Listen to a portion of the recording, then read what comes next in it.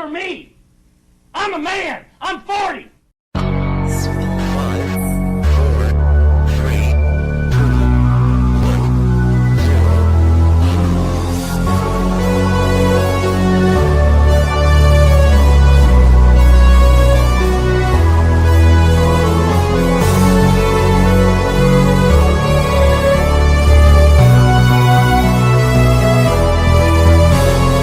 Dylan, you son of a bitch. And that's it, boys. $500 easy. Let's go!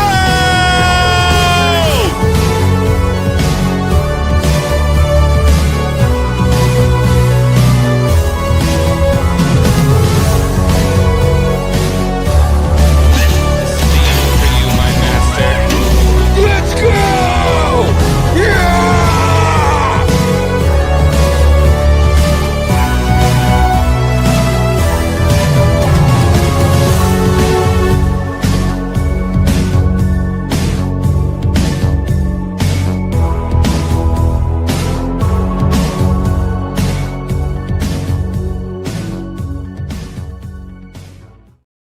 Oh my goodness, ladies and gentlemen. Good morning, good afternoon, early evening, wherever you're at in the world. How's it going? Welcome back to another episode of Bro Science, episode 64. Fuck. 64. Beautiful episodes over Nintendo here. 64. Let's Dude, go. Blaine's on the road, and he brought the smelling salts just in case. I knew. It's a special thing, man. That's right. That's right. Okay, so Blaine, before I asked you if you were able to show up today, were you expecting to show up today? I was going to try before you asked me. I was. Dude, look at that, huh? Hey, dude. Hey, you gotta respect the bro science. Prepared. Listen, hey, you know this is like, as they say in the chat, the #1 growing show on YouTube. Like, I can't miss that. Let's go, dude. You're damn fucking right. Let's go. All right. Are you ready? No. Let's do it.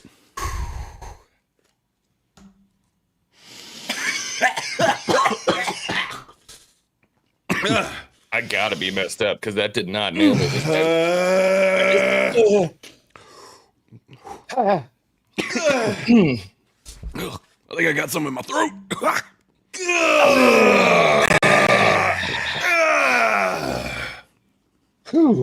Oh my god. Woo. It does smell like Victor. I need another one.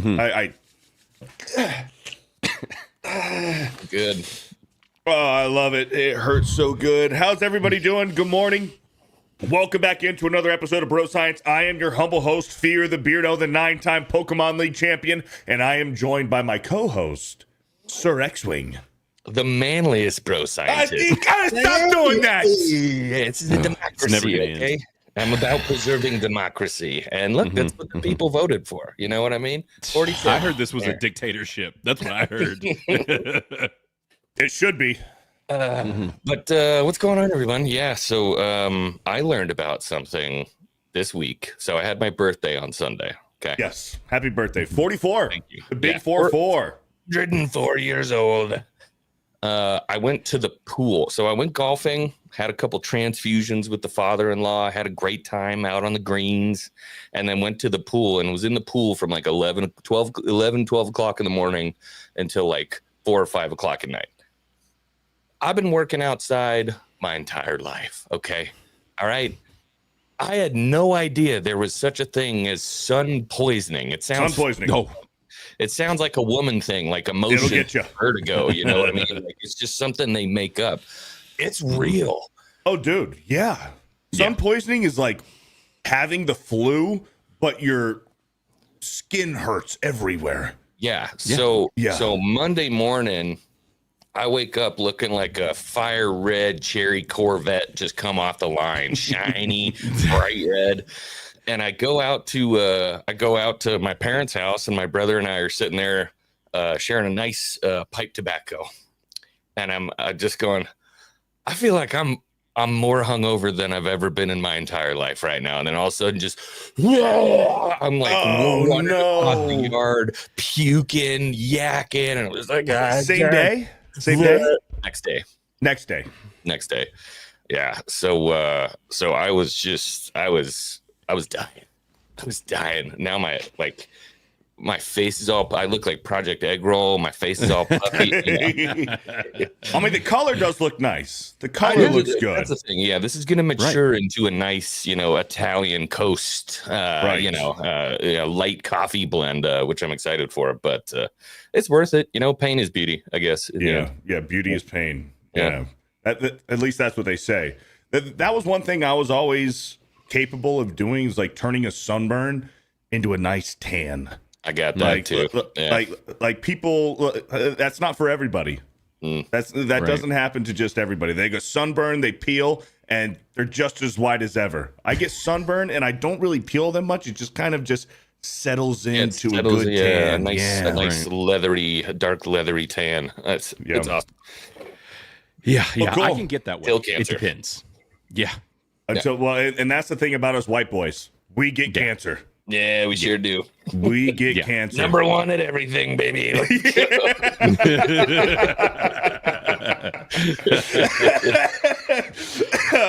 was fucking funny. I heard some chick say the other day, she's like, if your wife isn't constantly telling you to put sunscreen on, then she probably wants you to die. Like, because I have no self-control with that. I'm like, I'm just gonna go out, just bask in it, and then I'm gonna come back like blistered and with like a whole set of new freckles, and but I finally started learning my lesson. That's the thing, though. Like, they're saying now, like, all these studies that like sunscreen is a fucking scam, that sunscreen is what gives you cancer, sunscreen is carcinogenic, right? Like that. The sun isn't what gives you cancer. It's the sunscreen that gives you cancer. I think it's maybe a little something A, a little something B. Like, it may be a little bit of both. Gives you cancer, but you also definitely get skin cancer from this. It's radiation. So you want to die from carcinogens or radiation? Like, pick your poison. But like the believer in me, is like, why would God make the sun to give us life that's also going to give us cancer? Like, I don't know. But yes, the truth is probably a little bit of both. A sunscreen ain't good for you, bro. No. Yeah, there's specific types. My wife is extra crunchy about this stuff, and you gotta like, they're the specific brands, the like mineral kinds and whatever. But like your regular run of the mill, the stuff you'd see like an advertisement on TV for, probably gonna give you the cancer. Yeah. I was not laughing at that. I'm sorry. Everybody in chat's like, holy crap, he's 44. I'm 34. I'm 34 years old. Yeah. Xwing is 44. Yeah. 34 years old. 44. 28. But what up, Criticless Blaine from the couch? You got a couch set up, man. That's we were right. complimenting you backstage. That's freaking awesome. Yeah, I was telling y'all before the show. It's like this flag is the shit. My father-in-law gave it to me, and so I figured we had to rep it. I didn't even. This was not planned to have my "Don't Tread on Me" shirt. This is just the shirt I typically mow grass in, and that was why I was coming up here. And then I was like, you know what? I'll keep it for the stream. Rock the flag. Go full patriotic and rep it. And I was waiting for someone in the chat to say that I was on the casting couch, and of course there it is. Risket had to come in hot, and so. I love that. I love that setup, man. Leather couch, American flag in the background. Right. Don't tread on it. It's wood perfect. Walls. It's just it's the vibe, It's the vibe. Yes. Yeah. Shout out, man. So how you been? Blaine? What have you been up to? Good. I've been good, dude. It's been busy. It's kind of one of those things. I was expecting more free time, gonna get a lot more done. It's summertime, but it tends to just be like I'm just hanging with the family a lot, which is great, which is perfect. A lot less work happening than planned, but it's good because it's like I'm at that point. My kids, like my daughter's going into middle school, and we're getting like all the teenager stuff starting to happen. Is that your oldest? Vibes around the house. Yes, my oldest is. So she's going into 6th grade, and it's like kids are going to a new school next year. It's like this whole thing. So it's this transition year. So we've been having a lot of like family time. Just I don't know. It's been a good summer. So, but it has kept me very busy. But you know, it's kind of one of those things. Is you hear so many people talk about it, and I've noticed it, especially now that I'm getting into my kids are getting in. Like I got a daughter in middle school. This stuff, man. The years are just going by faster and faster. I'm like, I feel like they were just like yay tall, and now they're like growing. You know, it's one of those stereotypical things. They grow up so fast, but they really do. It's like actually, you will turn around and your little one will be like heading off to middle school before you know it. And it's just like, I hate that, bro. How did this happen? Why are we here? The wife was holding up a pair of shorts, and I thought it was her onesie, and it was her shorts. And I'm like, what are you feeding that thing? Stop. Ribeye steaks. And you're the one cooking it for her. I know. It's crazy, dude. I noticed it at like bath time the other day. You know, she barely used to be able to like keep her head up. And then I went to like scoop the water to put the water over her head, and she grabs it and she goes, ah, and puts the water down because she didn't want to pour it over her head. I'm like, who are you? That's funny. It's when they start to become sentient, as we say. It's granted, it's taken my son like 9 years. He's finally becoming sentient, but he's finally conscious. 34, I'm barely there. It's starting to happen very slowly. He's coming online, as my wife says. Yeah. And dude, I was probably about like five when I gained like full consciousness. It's probably like around that age, 5. I think that's normal. Like 4, 5, 6, people start to gain some consciousness. For Xwing, he was probably about 12. It was closer to 13, but yeah. right. And then after about 3 years after that, it goes again right out the window, and you're just doing like the dumbest shit imaginable. So you know, we got about 3 good years of consciousness, and then it goes again. Right. Yeah. Us men, we go in waves. We go, it's like it's seasonal. It's seasonal consciousness. Sometimes we're just going through the motion. We're just zombies, and then like, holy fuck, like I'm a person. I feel like it kicks back up with trauma every once in a while. You're like, I'm a thinking individual. That's right. Yeah. For me, it's weekly. It's every week after Tuesday night's main event. I sit down on the couch and I'm like, what the fuck am I doing? I should have gone to college. Fuck. Yeah. It's true life, man. It's true life. I seen real quick. I seen Linnea. Where's Linnea? Linnea says, Beardo, my hubby gets his ass kicked in First Berserker. That game will get you. That game will get you, man. It is tough. It's been a while since I played First Berserker, but that game will get you. Yeah. It'll get you. I want to pick it back up. It was a good time, a good Souls-like game, but it'll fucking get you. Cheryl Gopin with the $10. Thank you for another episode of Bro Science. Love you both and love Bro Science. Thank you, Cheryl Gopin, for the $10. Thank you for being here. Margaret Riggle with the 10. Looking, needing, and wanting some fun.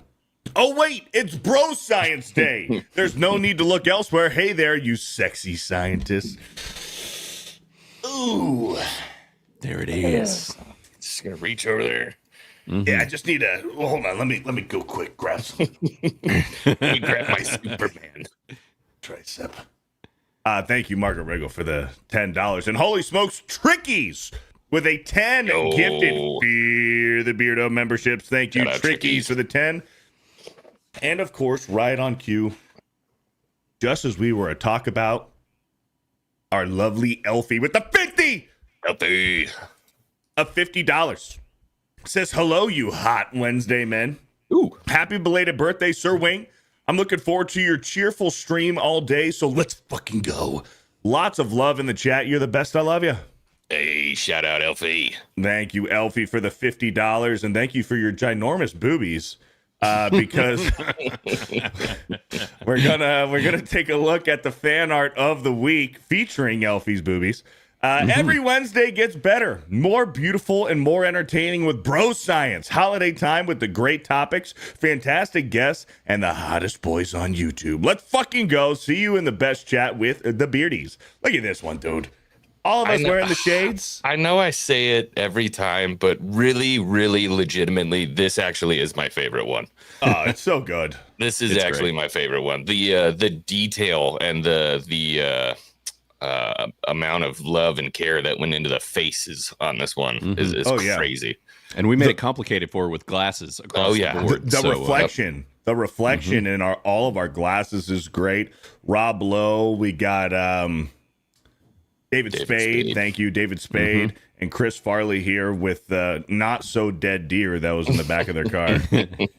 And Elfie just looking fucking. We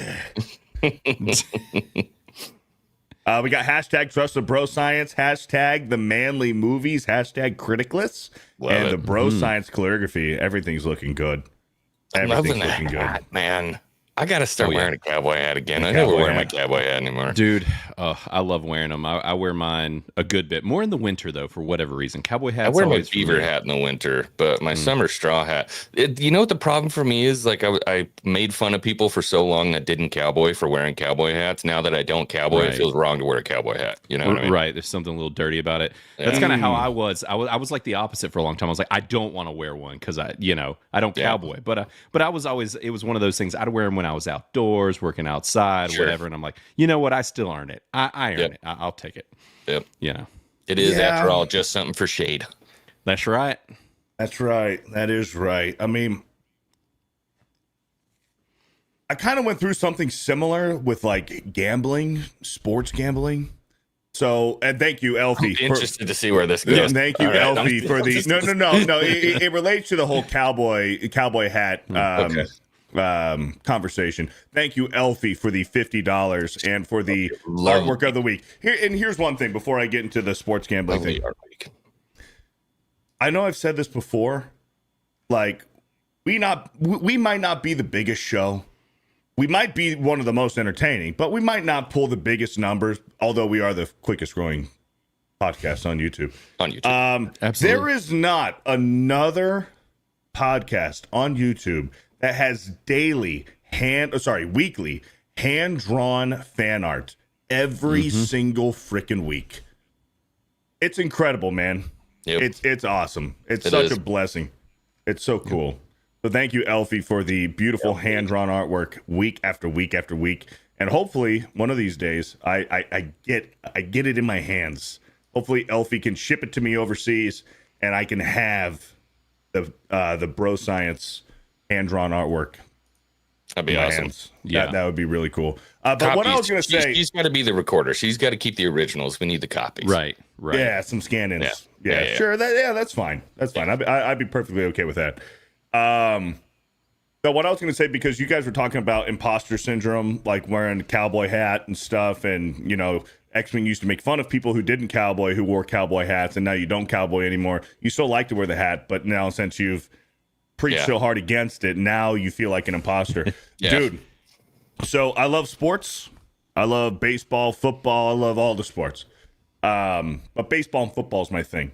When it comes to like sports gambling, I kind of know what I'm talking about. I'm not no expert. I'm not going to sell my picks, but I can at least tell you what I'm thinking and say, hey, if you're a gambling man, this is how I feel about this. And maybe not all the time am I going to bet on my own picks, but I'll tell you what I'm thinking about it. You went 3 for 3 last season on picks. I told you I thought I had the right one, and you're like, no, don't do that. Do this one. And I'm like, no, I was right. I'm sure of it. Yeah. And you were right. I was right. Let's go. See, let's go. So I do every football season, every Sunday morning, I go on Game On Sports with my good friend Will from Game On Sports. Shout out to Will. And we do that. We break down every single game, and I'll give my picks. And they're not all just outright, like who's going to win. Most of the time it's like with the spread, money line, well, I guess some prop bets, if we're doing like underdog or prize picks or something, like we'll go through that too. Mostly on the game, like we're just betting the spread.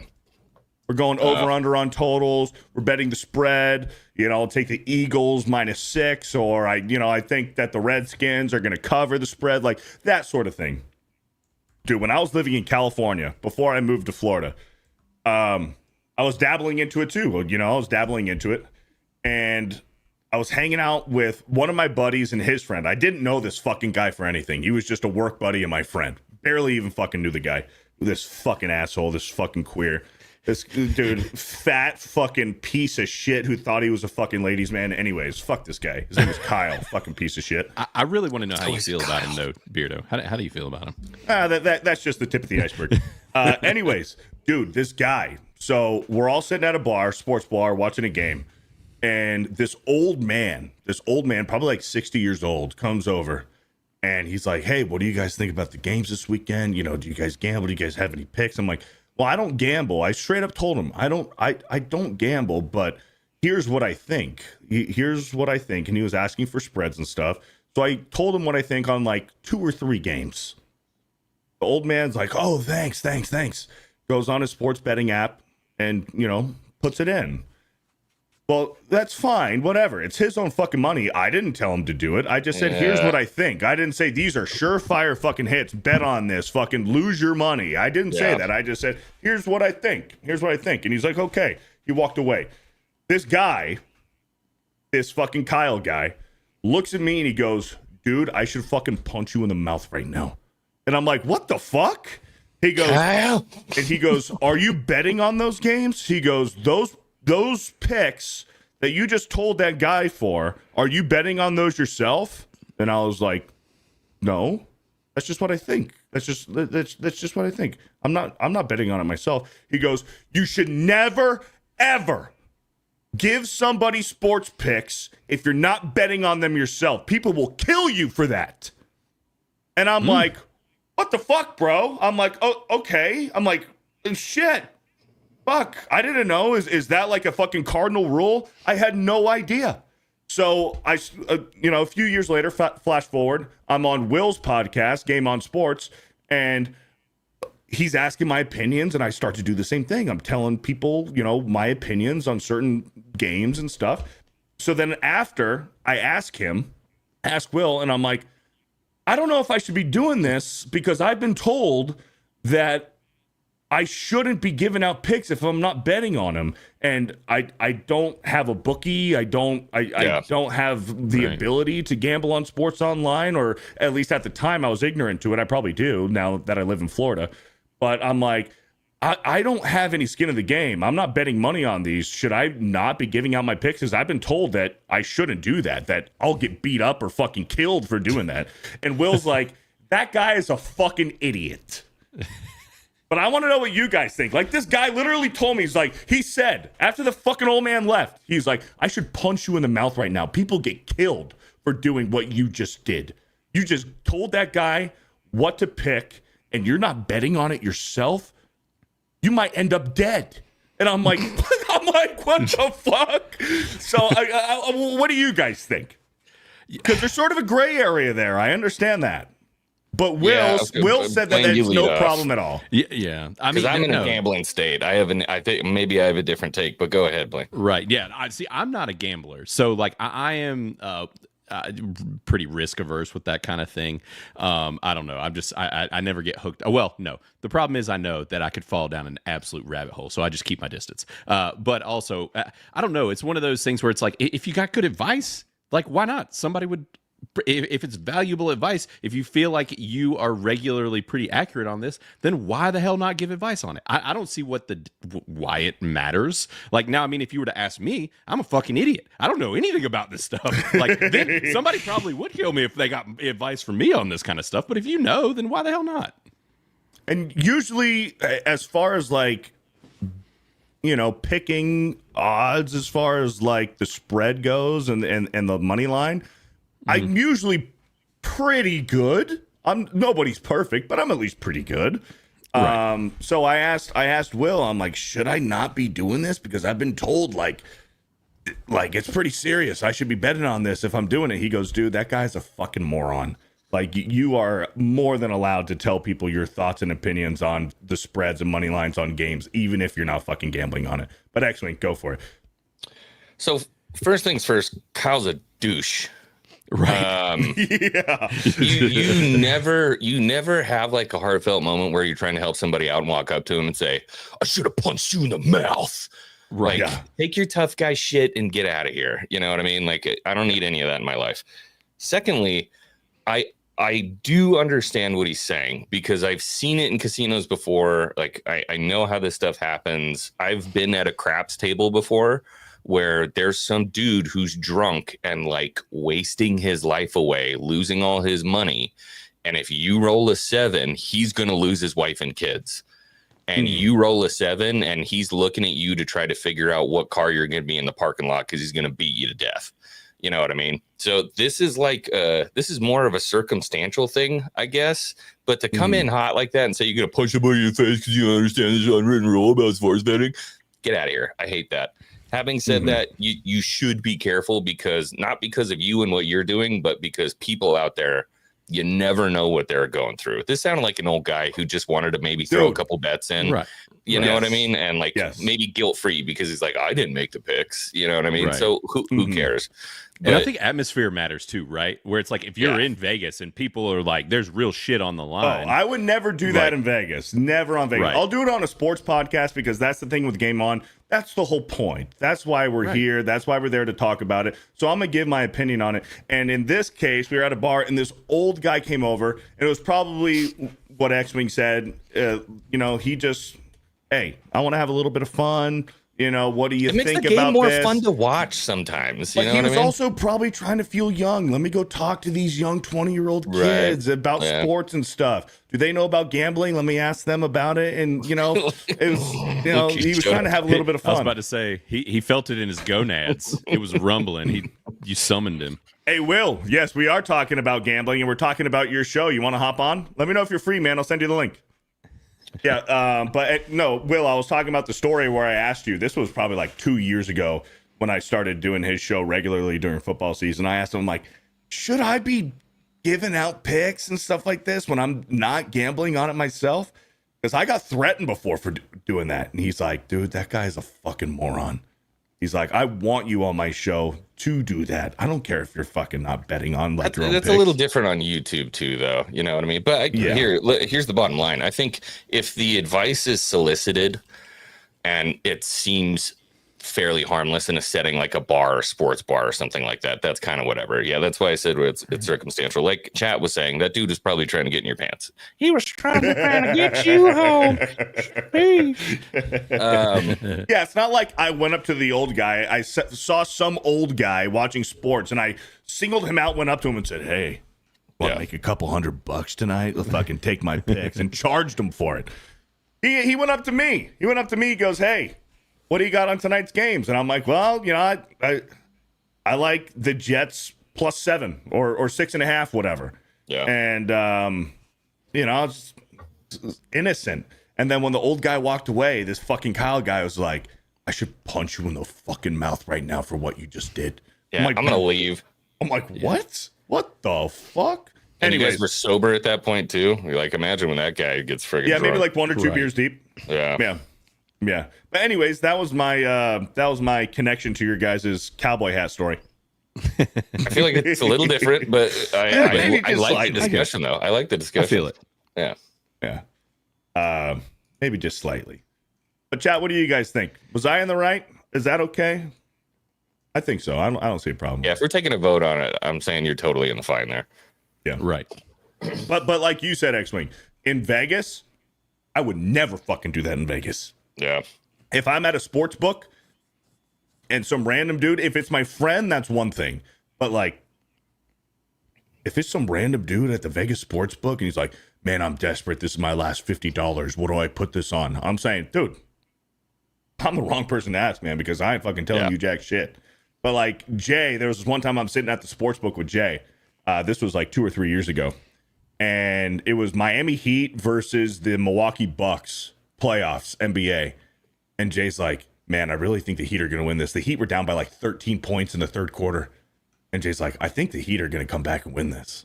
He goes, I have $50. Should I bet on it? I'm like, yeah, go bet on the Heat outright. Go fucking do it right now.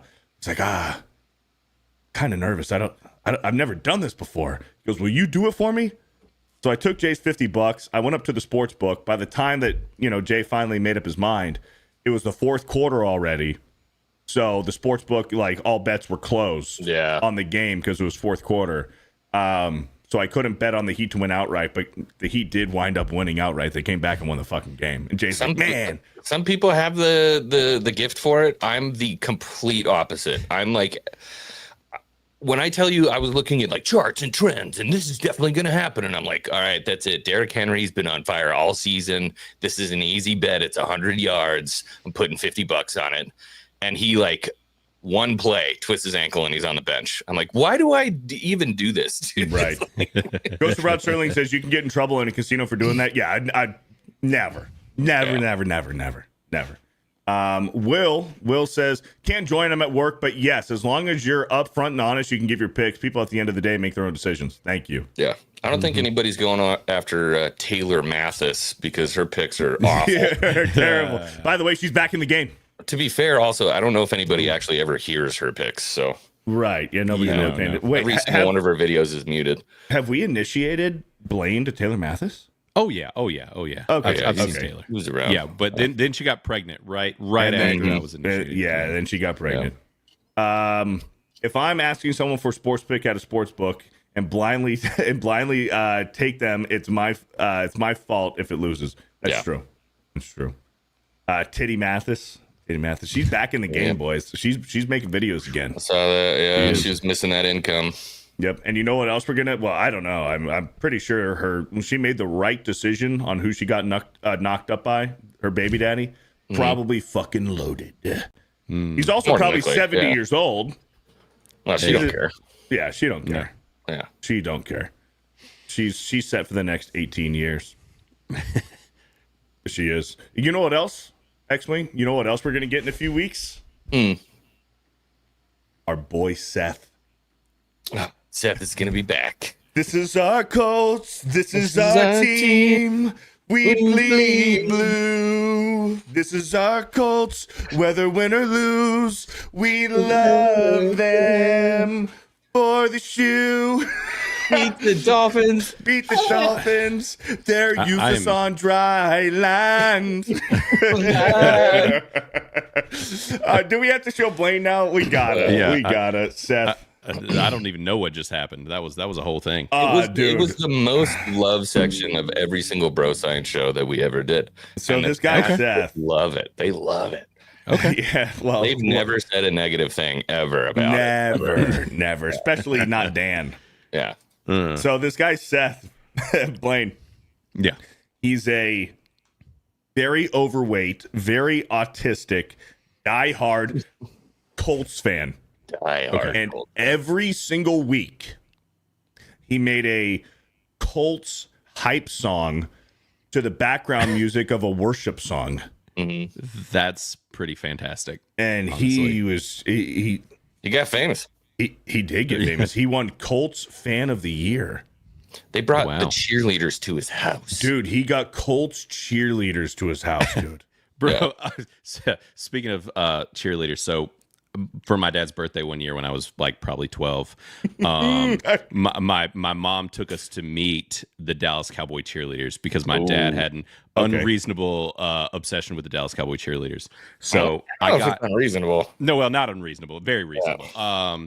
And so I still have these photos of the Dallas Cowboy cheerleaders, and they were in a drawer in my house. Well, my 9-year-old son found them. And he decided to make an office in his bedroom, and he was like, "Dad, I need you to come in here. I need you to check out my office. You need to see what's going on in here." I was like, "Sure, man. I'll come see it." I was like, and he had one of my old computers at a table. It was there, and I walk in, on the window, Dallas Cowboy cheerleaders stuck like on the side window, and he's like, "Check this out," and then he's like, "Gets better." And he's like, "Come check out my computer." And he had the horizontal Dallas Cowboy cheerleaders picture on the computer. And he's like, "Just for while I'm working, just stay here." I was like, bro. You may have a Chad in the house. Yeah, an absolute Chad. My wife was like, "Yeah, you should be ashamed." Wait, this is your kid? Yes. Wait. Yeah. And he said to you, "Just for while I'm working"? Yeah. What's he working on? Who cares? I'm proud anyway. He's getting business done, business things. That's awesome. I was like, oh my God. Don't use the good toilet. All right, use the crappy stuff. Right. Blaine, this is Seth. This is the Dolphins one. This might be his best one ever. And yes, High Tide's right. Jay hated Seth. Jay could not stand this guy. I was so heartbroken. I know, dude. Seth is a legend. But we're going to be doing this, reviewing it again, Bro Science Chat. We're going to be doing this week after week, reviewing Seth's Colts anthem. Yep. I wonder if he's going to pick a different song. He should. Maybe. He should spice it up, pick a different song. What's better, tradition or, you know? Right. Yeah. Here we go.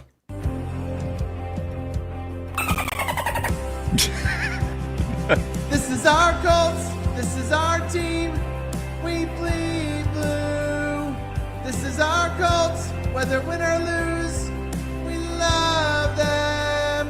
For the shoe, beat the Dolphins. They're useless on dry lines. This is our team. Go Colts! Yay! That was a single taker too. I forgot. That was a single taker. Oh, yeah.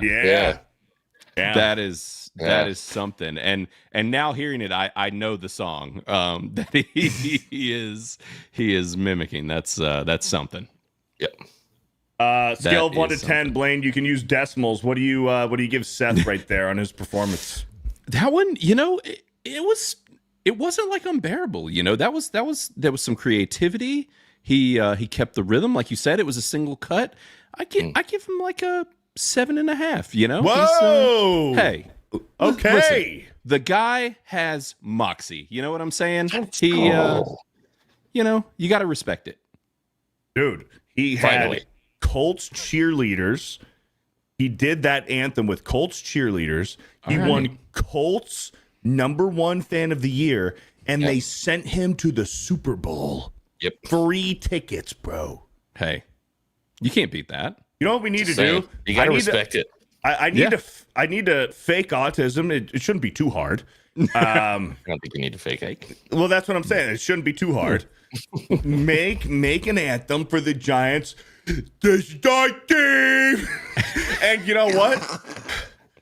I think if you just did it, Yeah. yeah, And I'm going to be at the Super Bowl in February. You could. there you go. I'm not going to do it, but I think you should it's not a bad idea. put that on Fear the Beardo 2 every week. Yeah, Fear the Beardo 2 every week. And shout out again, Elfie, for that $50. We got OCDD, our good friend Denise, with a $5. Hey. Says, happy birthday, Xwing. Heart ya. Shout out. Good to see you, Didi. Thank you very much. Thank you, I feel OCDD, for the old. 5. You are old. Cheryl Gopin with a 5. Happy belated birthday, Xwing. Thank you, Cheryl. Thank you, Cheryl. Llama Pajamas with a 5. Did I hear that right? Xwing is 44? Yep. Number 44, that's me. Hey, number 44, that's me. Remember that commercial? No. No. What was that? It was like a State Farm commercial with the fridge. Oh, I think it was the fridge. Maybe it wasn't the fridge. It was somebody, some NFL legend, State Farm commercial. He's at like a deli shop, and you know how you have to pull a number? yeah. It was So- Icky Woods. Icky Icky Woods? It was Woods. Icky Woods. It was Icky Woods. And they're like, number 44, please come up. And he goes, hey, number 44, that's me. And he started doing the Icky Shuffle. He started doing the Icky Shuffle, and he started doing it. Hey, number 44, that's me. Yeah. Yeah, get some cold cuts. I love it. And Jeanette with a gifted Fear the Beardo membership. Thank you, Hey, and shout out, Jeanette. Jeanette. Irish Whips and Arm Drags, which I believe is Tommy Halter with a 199, says, I have a question. How do I get a girlfriend? C is a scam. How do I get a girlfriend? C is a scam. C What's is a C? scam. Is that a new, is that like a new dating app? C? See? See, I don't know. SI? Sports Illustrated? Sexual intelligence? Sexual intelligence? Maybe. That's a good one. I don't know. How do you get a girlfriend? I don't know, brother. I don't have maybe, any. maybe it was supposed to be I was AI. about to say, Beardo. Yeah, how's that going? Yeah. I don't have any advice for you. I don't want to get beat up for giving out advice. I don't want to get punched in the mouth for giving out dating advice. I don't know. Best piece of advice I can say: have a giant hog. Mm-hmm. A great Big wiener. Yep. Big wiener, short shorts, and then you say, "Did I sit Yeah. in gum?" You know, just when you're in public. Damn it. I'm sorry. Yeah, I don't know, man. Irish whips and arm drags with another 199 says Xwing, happy birthday. I'll send you something dope. Don't send me dope. That's illegal. Not Nevada. Yeah, I guess you're right. Not Nevada. Here, this one's for you, Xwing. I gotta fucking piss like a racehorse real quick. I'm sorry. This one's for you. Go ahead and read it. I'll be right back. 39 minutes, man. Holy cow. Tricky's Thoughts member for 8 months says, Xwing, as soon as you get a new P.O. box set up, I got something for you. We can end the coin competition on TNME. Ooh. I don't know if it's not an original Nintendo Switch 2 launch coin. I don't know what we're going to be able to do, but man, he's obsessed with it. It's making it into the memes now. Have you seen it? Uh-huh. It's like on his nipple all the time. It's spreading, and I mean, I've got a much cooler coin than his coin. Do you? I've not gone public with it, but it's way cooler You're not than going the Nintendo public coin. with it. When are you gonna go public with it? You know, listen, if the situation's right, I could one up his coin. I'll just put it that way. It's much cooler. You don't feel like flexing if it's not necessary. If I flex on him, like I don't want to embarrass him in public that bad. Right. You know what I'm saying? Because Right. my coin is by far the coolest coin that anyone has.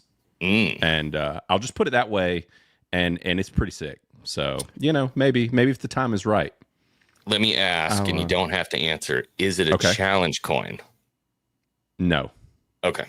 All right. But this coin has a pretty large value associated with it.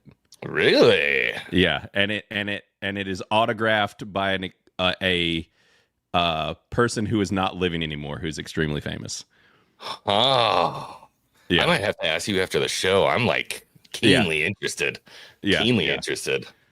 That sets the mind ablaze with possibilities.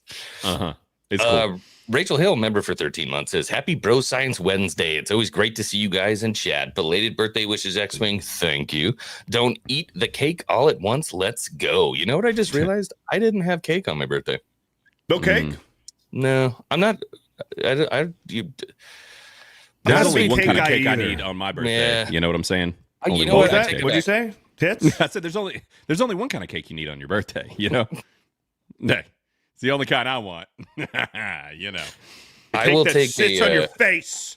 I'll take a very small, like double dark chocolate and raspberry, like something real small, like about that big. I like a really strong dark chocolate and a little bit of raspberry. I'll do a couple bites of that. My wife has started doing this thing. I love key lime pie. Yes. And yes, dude, so good. Yes. And there's a place in Key West, and there's this company that will overnight food from other states, and she gets me key lime pie sent from Key West to North Carolina. That's a hell good yeah. woman. Hell yeah. Yeah. It's off the freaking hook. I love key lime pie, and if I'm having any kind of cake for my birthday, I want lemon cake. There's just something about like the citrusy, like lemon pound cake or like a no, just lemon cake, bro. Just lemon cake. It's fluffy and it's got the lemon frosting on it. Oh yeah, fucking love it. Maybe it is pound cake. I don't know. It's in a circle. It's in a circle with the hole in the middle. Yeah, it's pound and like cake. a thin layer of icing on top. Yes. Okay. Yeah, yes. it is a pound cake. So that's what I like. Yeah. Yeah. Maybe even with a scoop of vanilla ice cream. Oh, dude, forget about it, dude. Yes. Yeah. That's good. Yes. I like it because it doesn't have like the 68,000 pounds of sugar on it. You know what I mean? Right. Yes. It's just like enough. sweet bread with a touch of sweetness on it. Lemony Great bread way with a to touch of explain it. sweetness. Great Yeah. way to. It's just like lemon flavored fluffy bread with the frosting, the lemon frosting on it. Right. Maybe some shredded. What's it called? Zested lemon. Some lemon zest on it. Yeah. So fucking good. So good. Back when I was living in Cali, we had Stater Brothers out in Cali, out on the West Coast. There's no Stater Brothers out here in Florida, which is fucking criminal. But Stater Brothers, their bakery area, used to have just like half cakes. You can buy half a cake. And they had half a lemon cake. And that's all I needed for my birthday. Like nobody else really in my family is a big cake eater or anything, but we could all, between the four of us, my mom, dad, and my brother, we can share a lemon cake. Yeah. I just like it because that's my mom wasn't like a huge baker or anything like that, but the one thing she would make and like would be out on the, in the little glass thing, whatever you call that cake holder thing that would like sit on the counter, would be a lemon pound cake. That's what she would make. And it was the best lemon pound cake. So I have like that childhood bond to that lemon pound cake. Yeah. I love lemon cake. But Blaine, you're a big key lime pie guy. Yeah, dude. So am I. Yeah. I love key lime pie. Xwing? Yeah. Key lime pie? No? Yeah. No? What about like lemon meringue pie? Speaking of lemons, lemon meringue pie is really good. No. It's really just kind of that lemon cake. And then, like I said, a really dark chocolate, something with some raspberry. Right. But my question for you, Blaine, key lime pie. I know pie is in the name, but really, if we get down to the nitty gritty and we're talking about it, key lime pie is more of a cheesecake, the lime cheesecake. Right. If we're talking about the consistency of key lime pie, it's not really a pie; it's a cheesecake, right? Am I insane? So I think there's both versions. Like the one that she gets me from Key West is not quite like a cheesecake. I don't think it's made the same.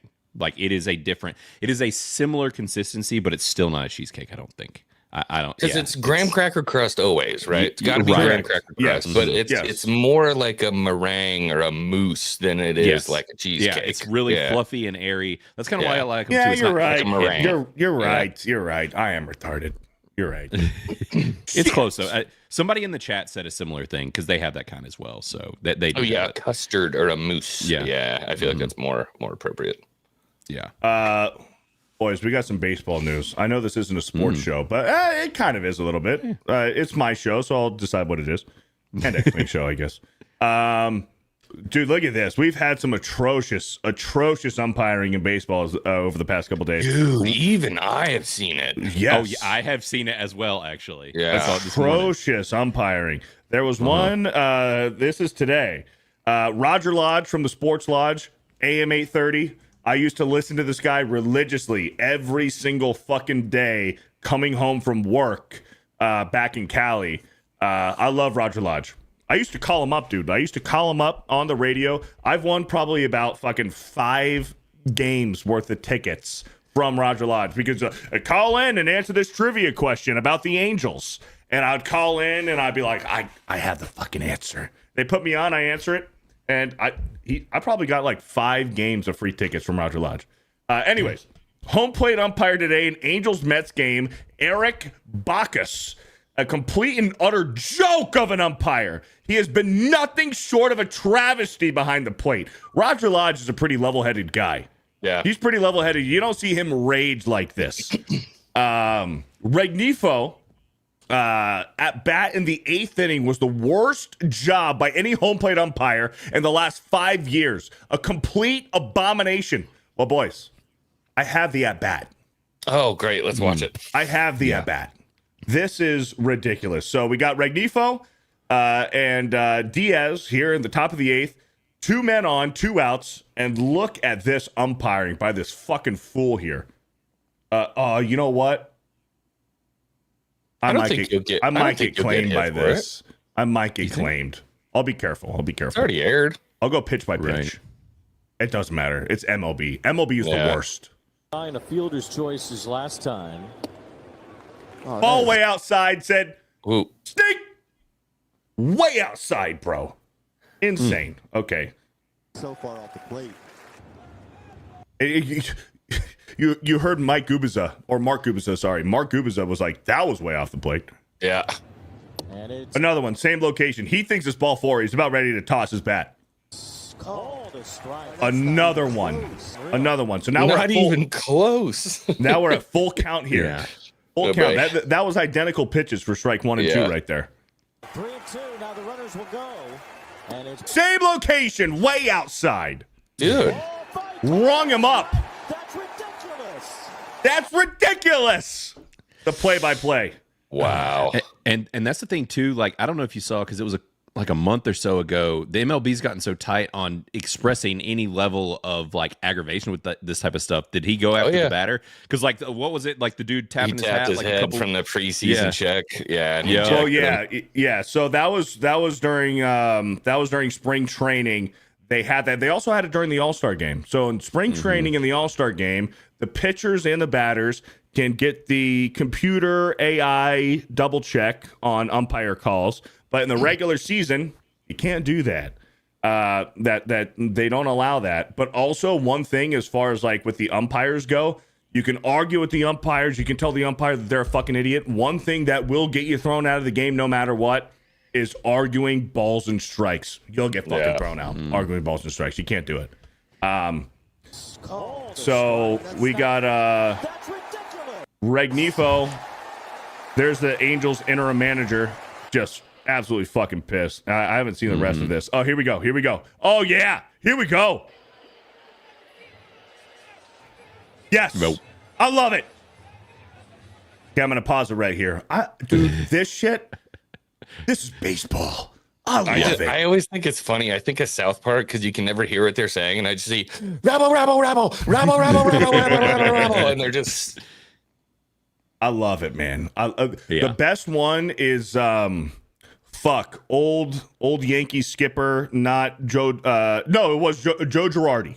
Joe Girardi had one of the best, like to the face where his face is purple and his lips are blue from how much he was fucking yelling, dude.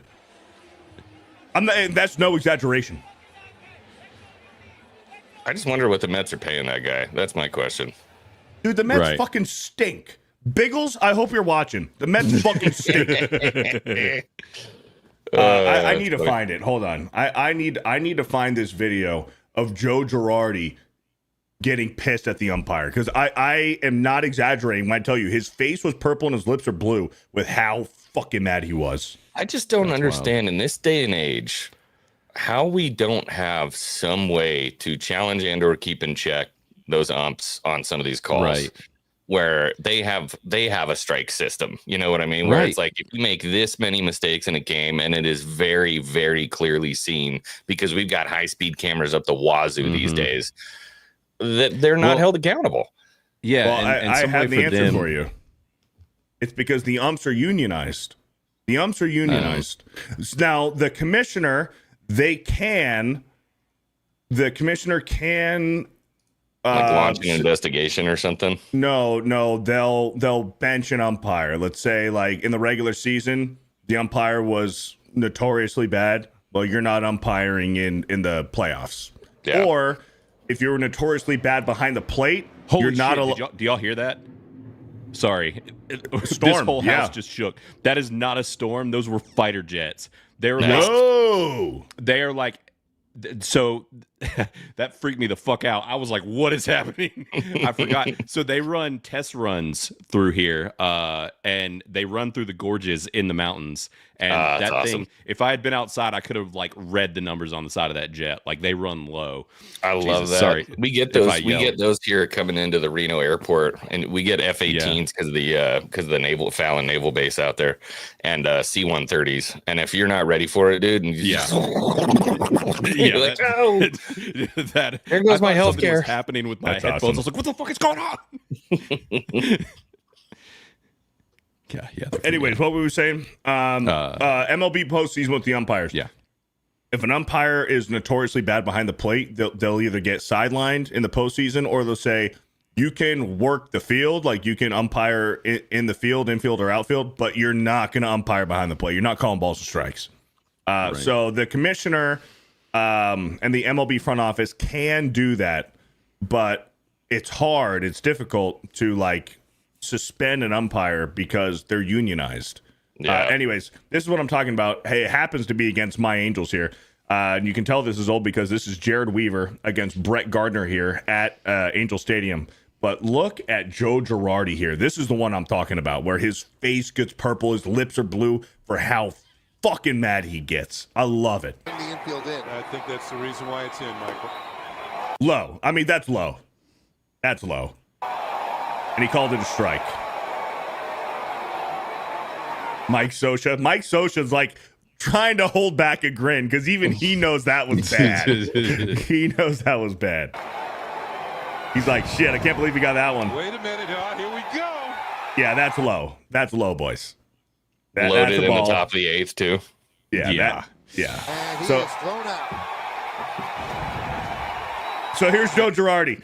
Joe Girardi, I love Joe Girardi. He should have never been fired as the Yankees skipper. The only reason he was fired is because the cheating fucking Houston Astros in 2017 knocked the Yankees out of the postseason. So the Yankees didn't really have any choice. They had to fire him as the manager. Turns out that the Astros cheated. So who knows whether or not that if they didn't cheat, that the Yankees would have won that pennant. But anyways, Joe Girardi, great skipper for the Yankees. Xwing, you got to watch this shit, dude. Yeah, watch it. Joe was gesturing. That ball was on the ground.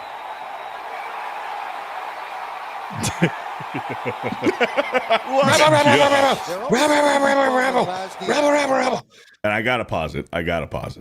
But dude, look at Jared Weaver. Get some dirt on his shoes. Jared Weaver, top of the 8th, 101 pitches. Like, you don't see that no more. Yeah. You don't see pitchers going that long unless, like, you got a no-hitter going. Like, with this whole, like, pitch count thing, like, trying to preserve pitchers. You don't see that no more. And you got Philip Chan. You see Philip Chan right here? Oh, yeah. There he is. There's Phil, Project Egg Roll right there. You know what, Michael? That pitch was a ball, definitely, as we saw the replay. And Joe Girardi knows his team has not been hitting with runners in scoring position, so he wants every edge he can get. And unfortunately, I got to keep positive, but yeah, bases loaded. Joe Girardi gets thrown out. He wants the count to be 2-0 instead of 1-1. My guy looks like he's about to pass out, dude. He's about to have a heart attack. Yeah. We've seen managers do this in the past to fire their team up and show them how much it means to the He's manager. still going. I'm going to try to fast here. Let's go. Here we go. He's done right here. Walks away. And he got his money. I was not kidding, dude. Yeah, his lips are purple. His lips are purple. Oh, yeah. Dude is fired up, bro. I'll say that. That is about as angry as I've ever seen Joe Girardi. And he's had some good. I love it, man. I fucking love it. There ain't nothing bad about baseball, except for maybe Rob Manfred. But like what's the movie Moneyball with Brad Pitt? How can you not be romantic about baseball? Yeah, I love it. There's something about it. It is just so American. Which did I tell y'all? My wife had me go with my son to one of the bananas. Y'all heard of them? Savannah Bananas. Savannah Bananas games. So it was sold out. They played in Charlotte. They played in the Panther Stadium. Sold out the Panther Stadium 2 nights in a row. Jeez. Wild. The Panthers have never done that. Anyways, and I had the previous like couple days before that, we had went to a Charlotte Knights game. Went to that, had an awesome time. Charlotte Knights Stadium is freaking sweet. It's right in the middle of downtown. Great view. It's just fun. Now they're not major league, but still a good time. Anyways, went to this Bananas game, and I got home. My wife's like, "What'd you think?" I'm like, "Fucking hated it." Really? Dude, Really? I was like, that might be like the gayest shit I've ever sat through in my life. It's like pretty romanticized. I've never seen one, but so it is. And I feel bad saying that because everybody like loves them and whatever. But like coming off of seeing like a real regular baseball game, I'm like in the middle of what, because these guys are talented. Like they play well. They're decent athletes. But then all of a sudden, you've got a bunch of shirtless dudes dancing on the sidelines in the middle of a TikTok pitch. dancing. Yeah. Yes, like TikTok dancing. And I'm just like, make it stop. Like, I thought it was stop. supposed to be like Harlem Globetrotters. It is kind of. It is. It's the other stuff because it's like they're not like even. It'll happen in play, and all of a sudden, like a whole set of plays will happen, and you're just like, I was totally distracted by all this other weird shit going on the sidelines and like the music blasting. I know women love them. It is, and that's what I told my wife. I was like, not for me. This is the most woman-oriented sport imaginable. For the kiddos, and too. for the kids. Which granted, my son plays baseball. He was like, we can go whenever you want. Like, really? yeah, Based, he was not feeling it. Yeah. So, I mean, I don't know. Like, it wasn't for me. I know people love them, but like, I did not. It was just too many shirtless dudes, too many just TikTok dances, too many. I get why people like it. I definitely get why women love it. Was not for me. But much props to them. They're killing it. So, hey. Dude, they're making all the money. Yeah, and they're making people love baseball again, and I get it because like that's the thing is kind of what's happened to NASCAR kind of started happening to baseball, where it's like they start over regulating. It's like they get too up in the like business of it, and people lose interest because it becomes less fun. Not hard anymore. It's kind of like I growing up in NASCAR country, like minutes away from the speedway, and I've watched over the years it just dwindle because it just got so businessy, and people are just like, I don't care anymore. Like all the cars are the same. There's whatever, and I feel like some of that's happened to baseball over the years, and so I get why the Bananas are succeeding. You're absolutely right with what's happened to baseball, and it's because football has become so popular, and and here's how I'll say it. Baseball is America's pastime, but football is America's passion. That's the difference right now, currently. But baseball is still a beautiful sport. I fucking love it. I love watching it. I love playing it. It's more fun to go to the stadium and watch a baseball game in person than it is to watch on TV. But when it comes to postseason time, it's a completely different game. Me and Ryan talk about it all the time. Baseball in the regular season is one game, and then you get to the postseason baseball. It's a completely different game.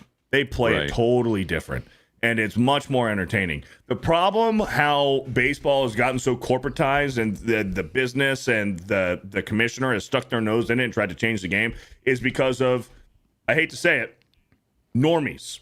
They listen to the normies. The game's too long. It's too slow. It's boring. So what they do, they added a pitch clock to it. They try to add all these funky things with extra inning rules where they put a man on second to help the team score quicker so that the games aren't as long.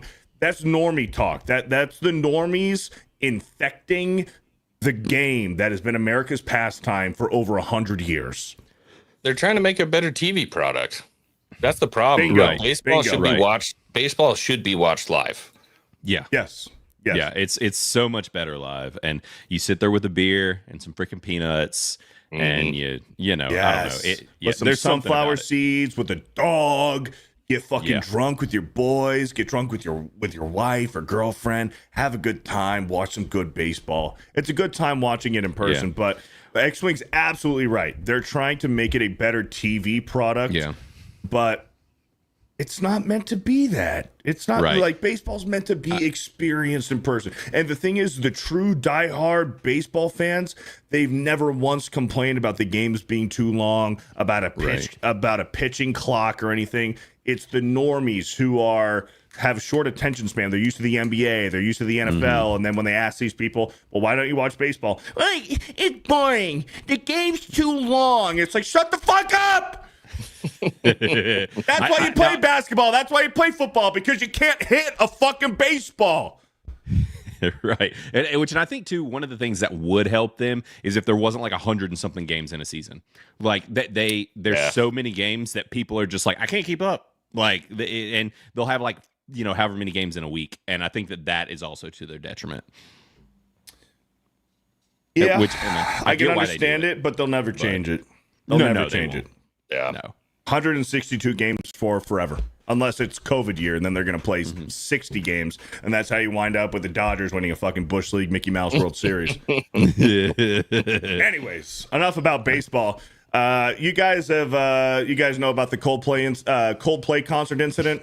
Yeah. The CEO of astronomy and his HR assistant, or did you see the picture of his wife yet? No, I hadn't. She's a good-looking woman. Dude, she's cute. Yeah, she's a good-looking woman. Yeah. X-Wing, if you find the picture of his wife, she is a very, very pretty middle-aged lady, for sure. But I wanted to bring up this because everyone's talking about the guy. What a piece of shit the guy is.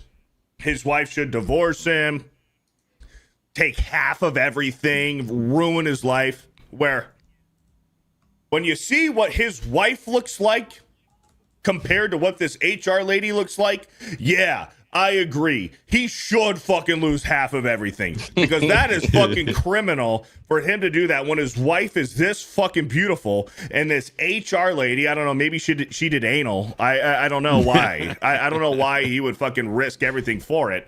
But the conversation has all been about him, how much of a piece of shit he is, how he should lose everything. And I agree, he is a piece of shit for doing that. What a fucking retard for going out in public and doing it, by the way.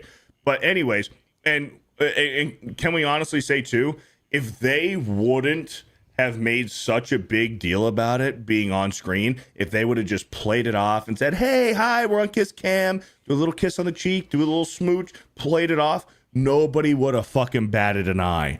It's because of their reaction. He went and ducked and covered. She turned around. She hid. People were like, oh, wow. And the Coldplay guys are like, either they're shy or they're having an affair. Boom. Social media blasted on social media. If they would have just played it cool, no one probably would have fucking noticed. So it turns out that picture was fake. She's actually not thinking. She's a decent looking woman, but really, it was fake. Yeah, the one the one I'm talking about, where it's kind of far away and it looks like she's in the kitchen and she has kind of short hair. No. I saw one where it looked like she was at like a ball game and she like had her head turned and she's sitting. She had long brown hair. Okay, I see that one. Yeah. I think that's her. If you have it pulled up. Yeah, that's her. Let me see if I can just do it this way. Hold on. So, do I need to pull up the picture of the mistress lady as well? No, I have that. Oh, okay. This is wife. But like of all the places you're gonna get caught cheating on your wife at a Coldplay concert. Yeah, so that's the wife. That is a pretty older woman. Yeah. Very pretty older woman. Okay. Compared to this Gavin Newsom looking fucking lady, this picture is a lot better than what she looks like in like real life in real time. But anyways, my whole point was, take note, brothers, this woman is married too, but you will not see any woman shaming her for cheating. They will only hate Andy for the same crime and want his wife to take out, to walk out with alimony cash. Not a single word for Kristen's husband. Remember that. And it's true. They're both wrong. Here's the thing. They're both wrong. Yeah, dude. She's looking like fucking like lizard person Gavin Newsom, dude. By the way, hold on. I feel like we should Gavin Newsom in drag. Even if she was super hot, it's still not okay. No, absolutely. Absolutely. Still not okay. Still not okay. Absolutely. But that's the double standard here, bro. Everyone's attacking this guy and attacking his wife, rightfully so, saying that she needs to walk out, take half of everything. His life should be ruined. And I don't necessarily think his life should be ruined. I don't think he should have been fired from his job or have to be forced to resign. I'm not saying that, but his wife should be allowed to, hey, you know what? That's fucked up. I'm going to walk away. I'm going to take half of everything. Fine. Deserved, I guess. He shouldn't lose his job, in my opinion.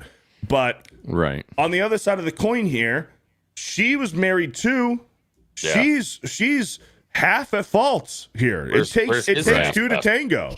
Yeah, it takes two to tango. Why aren't like women saying like, oh yeah, her husband should walk out and take half of everything? Well, no, that would go against their message. That'd go against the agenda because boss bitch fucking she got paid though. She got paid though. That whole fucking argument. No one's attacking her. Yeah, that's America. That's how this kind of thing goes for sure. I mean, with the job thing, it's like, I guess the only way that, because like you said, I don't see why it would affect his actual job, but I guess because she works with him as the HR person, they're like instantly like, oh, this was probably happening at the office too. But yeah, you gotta dump them both off, unfortunately. Yeah. Didn't think this one through. Or very strongly suggest that they resign. Yeah. Well, if he was the CEO, right? Yeah. He was the CEO. If anyone's getting fired, it's her. Right. Realistically, in a realistic business world, if anyone's getting fired, it's her. He's the fucking gosh damn CEO. Yeah, it don't matter. It does. He's also a straight white male. And so you have to think of it in 2025 terms. You have a man in a position of power over a gal underneath him. He was preying on her. Exactly. He was preying on her. Preying on this fucking old hag? I doubt it. I fucking doubt it. Anyways, I just kind of wanted to expose some of the double standard hypocrisy of people saying that his wife should fucking ruin his life, and his life is ruined. His life is ruined forever. He lost his fucking job that he did do it to himself. 100% he did it to himself. But the HR lady, she did it too. She did it too. So her husband is right, like it's within his right if he wants to take everything from her too. And she was probably making a lot of money too for that company. But that's not the conversation, and it needs to be pointed out. You know what is the conversation, boys? You guys are both married. You guys both had a wedding. Check this out, boys. Have you guys seen this? Yes. Have you guys seen this? Does this call bougie wedding, bro? Does this call for instant annulment? First of all, I just want to point this out. She is way out of his league. Dude, she's gorgeous. She is gorgeous. Yeah, way out of this guy's league. He's probably got oil money though. You know, not trying to stereotype. I'm just making an assessment. 2, 1, jump. Oh, 3, 2, 1. you better stout up, boy. Jump. Go on, sit down here. Bruh, 100% on purpose. Is that is on purpose? Oh my God. My wife would be like, "We're not getting married anymore, you piece of shit." That's instant annulment, bro. Done. Dude. You guys are no longer married. All that wedding money, light it on fire. Bro. And he's cheering. So I don't know if that calls for an annulment. Dude, she's pissed. Yeah, she's coming out of that water like a siren from a horror movie. Oh yeah. Okay, all right. Okay. No. I didn't see the end of it. It doesn't make it better. But he jumped in too. It doesn't make it better though. That's just a terrible idea. Like, in no world is that funny. Right. That's just not a good idea. And the prices on these wedding dresses and stuff, I would hope that this is after the wedding and not like before. But either way, gotta be reception. Yeah, still, like, those things are not cheap. What's not cheap? The wedding or her? The wedding dresses. I was thinking you were talking about her boobs. I mean, those probably weren't cheap either, you know. I mean, hey. Yeah, I don't know. It's just not smart to me. I don't know. No. She kept her Unless composure. they agreed on it beforehand or something, you know. I doubt it. But With the way things are these days, and they're like, "Hey, should we try to go viral on our wedding night? Well, we could do this thing." I guess maybe, but I don't know. But here's the thing. Chat's probably right. Chat's saying there's no way that she's divorcing this guy or getting an annulment. She wants that money too much. Look at look at where the wedding's at. Yeah. They're doing fine. Yeah, you know he's got that money. I mean, just look how fucking gorgeous she is, and look at this fucking guy. That wedding dress right there, dude, has got to be like a $25,000 wedding dress.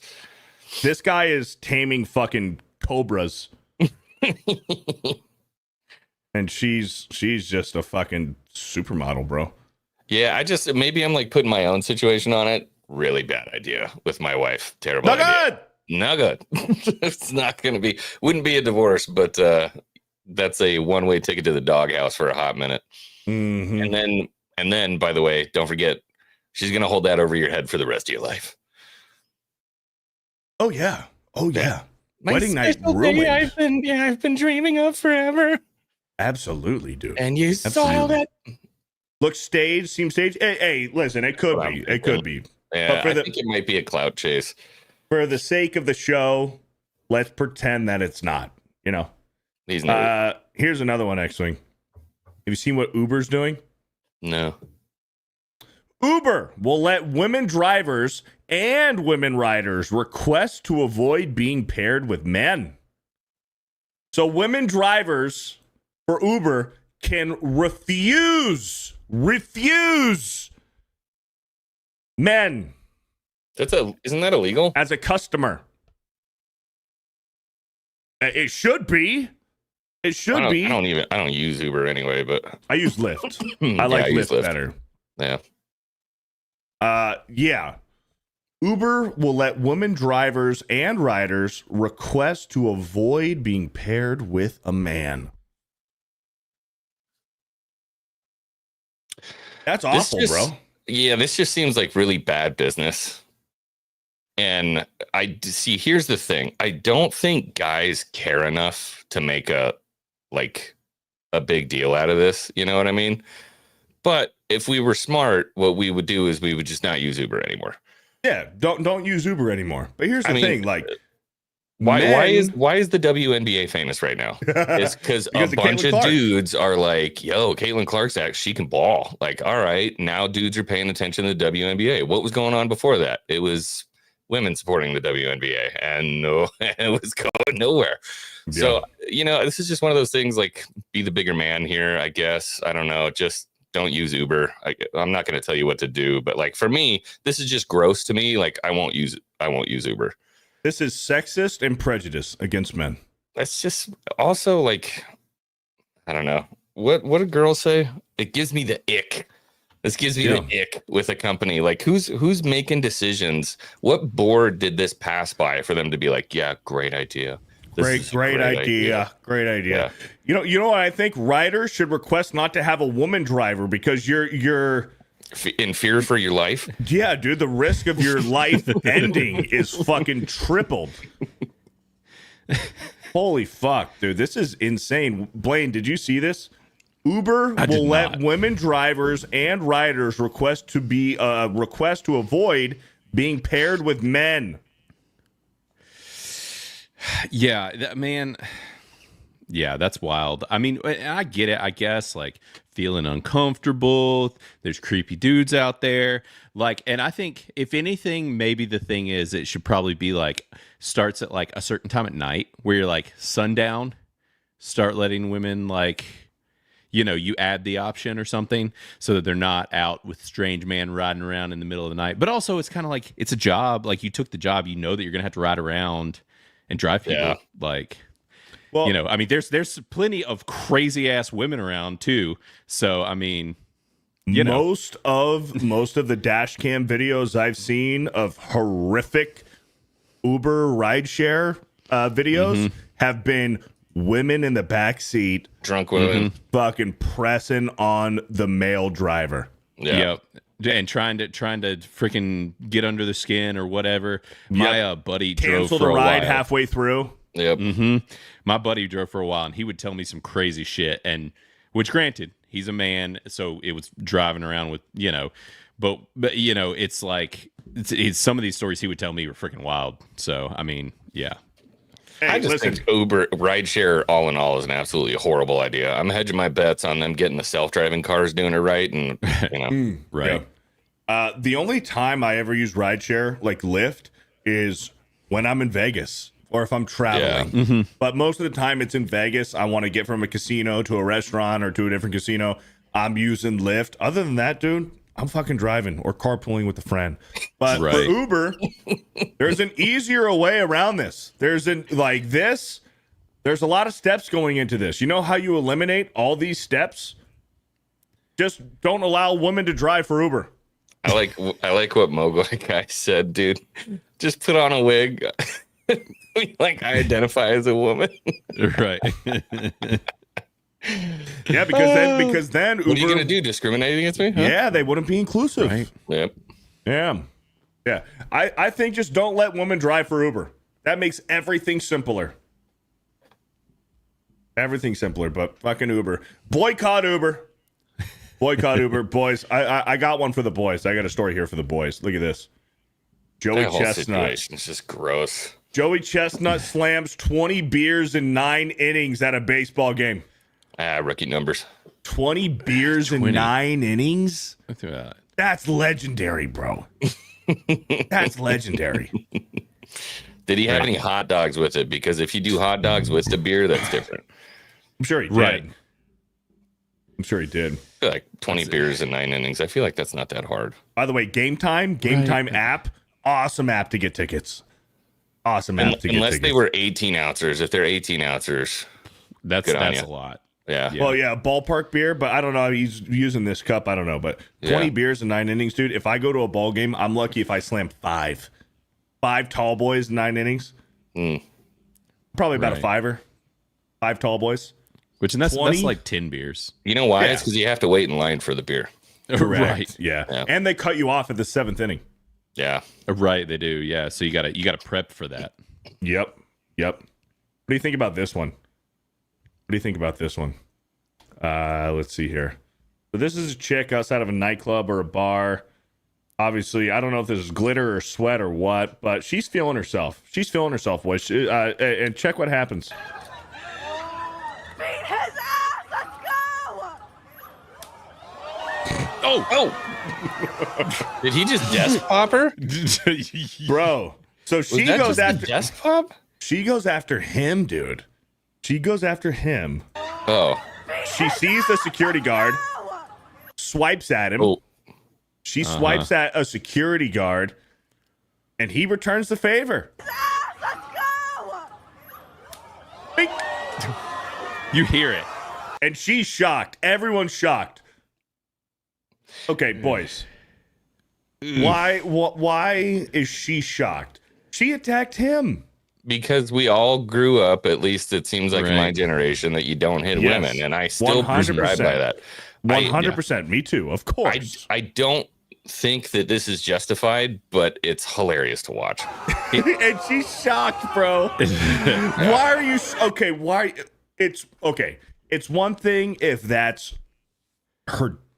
I don't want to give an excuse to either way, because neither one is okay. Woman shouldn't be hitting a guy shouldn't be hitting a woman. Both are not okay. But since she did, why is she so fucking shocked that it was retaliated by a security guard? Right. Those security dudes are pretty feisty, and those guys are always ready for some shit. That was probably, honestly, even like reactionary. And did his head hit that pole that he's standing by too? Like because she pushes him, and it's like, oh no, I think he's right in front of it. I don't think he. Oh, God. Ooh. You hear that thing, man. Mm-hmm. But she's fine at least. She doesn't seem like. But everyone's like, oh, you can't do that. You can't do it. Nobody's telling her you started it. Also, this is like, I don't know if you saw on the vest. This is Boston. Like, yeah. If a broad gets out of line in Boston, she's gonna get beat up a little bit. You know what I mean? Yeah. And also, girlfriend, tighten it up. Mm-hmm. Yeah, tighten it up. You should not be wearing that out with your fat fucking stomach hanging out of your fucking dress, okay? I was talking to my wife about fucking that fat cow. I was like, you fucking fat, ugly piece of shit. Cover it up. Nobody wants to see that, you fucking cow. You're not going to catch me in a Speedo. You know what I mean? Like, I'm just not going to do it. You know what I mean? I could, but let's be honest. Thank you. Unless she's pregnant, even then. Then what are you doing out at midnight? Right. Yeah, even then. Yeah, drinking. Yeah, she's not pregnant. Swatting at people as well in public. Yeah, swatting at people, and everyone's like, oh my God. It's like, okay, like. And you know she's drinking. Yeah. Mm-hmm. And here's the rule. Men don't hit women because we know that we are superior, that we are stronger, that we can do some serious fucking damage. That's why men don't fight other men, because we know how serious it can fucking get. Sometimes when you're in those street balls, not sometimes, when you're in those street brawls, dude, you can fucking kill somebody. You're not not just by like blunt force, but you knock somebody out and they fall, their head bumps into the corner of a curb, their head fucking hits a car, they get fucking lights out, they're bleeding, like they could get paralyzed, brain damage, death. Like, men don't do that to other men because we know how serious it can be. So, and that's men being masculine. Men choose not to be aggressive to other men because we know how serious it can be. But women don't understand it because women don't have that in them, right? So when they try to step up and be masculine to a man, they don't understand the fucking seriousness of the brute that men have. That's why you don't do it both ways. Women shouldn't do that to men because they can't handle it when it was reciprocated, and men shouldn't do it to women because we as men, we do understand how fucking serious and dangerous it can be. Yeah. What was the wasn't there a cage fight? What was her name? Phoenix something or other? It was the Transformer got in the cage with another gal and got hit once in the head and like cracked her skull, and they were like, I'm not doing this. Yeah, and that's the thing where that was just like he gave her a little warning shot. If he had actually done anything remotely with force, she would have been skidding across that wall. Like that, even though it was loud, like she either way, it shows how much society and things have changed, where it was like 20, 30 years ago, you wouldn't have been in public and seen some woman just randomly hit a dude in the street like that. Like, wouldn't have happened. Things have changed so much that now we're in a place where people just feel entitled to do some crazy shit like that. It's ridiculous. And that's why it's best just to stay out. So if you feel like you're a person that's going to react to that kind of idiocracy, don't put yourself in those kind of situations. That's my best advice. Yeah. And you just said it, Blaine. You just said it. It's like, let's paint the picture. She smacks this guy. Let's say he doesn't do anything. She's going to now have the conditioning or the feeling that she can get away with that, and I can just hit whoever I want and get away with it, which is not okay. But guess what? It was reciprocated. Do you think that she is ever going to try to hit another man that she doesn't know, especially a security guard? Do you think she's ever going to try to hit another man ever again? Yep. Lesson learned. No, I think she totally will. You think she will? Does that look like the kind of person to you that's going to learn a lesson? I hope to God that she would. I didn't notice the cop. I didn't notice the cop last time. He did it right in front of a cop. If there's anything that might affect her is the fact that the cop's standing there and he's like, well. Yeah. And then walked away. Yeah, maybe don't put your hands on him. You know what I mean? He's like, another day in Boston. Yeah. And then he got fucking Alpha Omega fucking frat group Chad here. Yeah. You can't hit her. Shut the fuck up, dude. Shave your fucking head. Sixth White Claw. yeah. He's on his sixth seltzer. Fuck. Yeah, man. Just don't do it. I don't want to be in those situations anymore. No, hell no. No, absolutely not.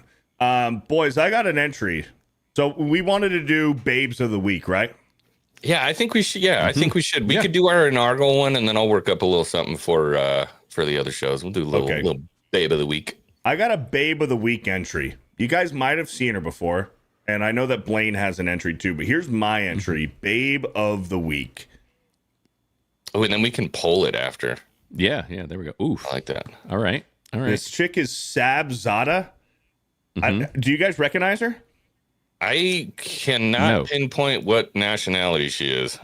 Her head is the size of like one of them boobs. One of them titties. Yeah. This is Jaden Smith's ex-girlfriend that he cheated on. Wow. Remember Jaden Smith cheated on her with some hooker who had like a fucking forehead tattoo? What? I thought you were going to say with a dude. That's what I thought. But anyways, this is Jaden Smith's ex-girlfriend. Look at those fucking bazookas, bro. Yeah. Oh, yeah, you're not kidding. That is a real person. Yes. Yeah, it is. Her tits are just saying hi to me. Holy shit. Like, is that a titty or are you just happy to see me? Hold on, now I'm interested because I want to see who Cleopatra is apparently this person's name. Cleopatra? Oh, God. What? I just saw the thing it cheated with. Yeah, she's the person or the chick that Jaden Smith cheated on her with is It's a monster. wild. It is not good. Okay, hold on. Yeah, here I got it right here. I got the whole. God, I wish Google Images. I need to change that. Share screen. Yeah, look at this, dude. Wild work, bro. Ooh, yeah. No. Maybe So the it's girl in the 'cause- mirror picture is who I just showed. Yeah, Clearly, and that's who Jaden Smith cheated on her with. Cleopatra. That person reminded him of his mom. You know, it's the short hair, it's the No eyebrows. Oh man. no, yeah. Oh man. Oh geez. Oh god. Oh man. I have a better picture of this other critter. Oh my gosh, look at this. Look at this person. Look at this person. Why, bro? Oh. Why, dude? No. I mean, this is the same guy who wore like a castle on his head. Yes, he did. You know, so Somebody got you after me go making from fun of him for that. I'm like, you seriously? cheat with that on this, yeah. dude. Talk about fumbling the bag, dude. Talk Wow. about fumbling the bags. Jeez, bro. Yeah. Anyways, He's that's got the astronomy CEO beat by like a mile, dude. yeah. Yeah. So that's one That's of my entries, and here's my You other got- entry. You only won. What? You can't do No. two? This is Come on. come on, it's mommy. Come on. No. It's mommy. Who you guys voted out, by the way. I just want to remind you Yeah. guys. Hey. You guys fucking voted her out. Look at that fucking tushy, dude. Fuck. All right, Blaine, what do you got? All right. Well- I have it. Yeah. Oh, okay, You got okay. that GIF pulled up? Maybe the I GIF do. will be. So I'll show both. So here's Yeah. Blaine's entry. So Blaine, tell us about your entry for the babe of the Yeah. week. This is Olivia Taylor Dudley. You know, folks are always talking about how Hollywood is just starting to eradicate the attractive woman. And this chick, she's been around for a bit. She was on the show Magicians. And in that show, let me just say, whole show, just giving sexy librarian whole time. The glasses, the like, it's a vibe. But this chick, she's got it going on, and she needs to be doing the rounds in Hollywood. They hadn't been casting right because she should be in a whole lot more stuff. Is all I'm saying. Yeah. And Beardo's got the little GIF here. I got the GIF. Give some good vibes here. She's. Oh yeah. I'm not mad about yeah. it. Not I'm not mad. mad either. Nice. No. I have got both of you guys beat by a country mile. Okay. Guaranteed. It better not be Daddario. I've had enough of Daddario. Today we're talking about Alla Brulatova. She looks okay. Extremely. What? Well, no, Okay. Hold on. she looks young, bro. Is what I'm saying. She looks Oh no, young. she's like. I think she's 26. She does these car things. Oh, the ASMR shit. Mercedes.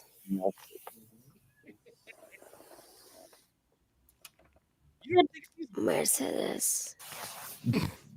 Mercedes. Lambo. I've never been more disappointed in you boys. She's got that, you know, Xwing girl vibe. You know, she's People are leggy, saying she looks like a child. She's got double D's. 26 years old. What are you talking about? She's a Russian supermodel. I'm gonna pray for you, bro. I feel like I'm beating my head against a wall right now.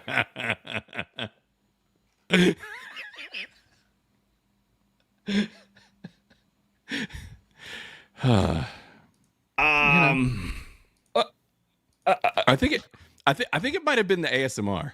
What are we talking about, dude? Maybe that was it. Blue eyes, cute face, big ol' honkers. All right, I'm gonna head out. You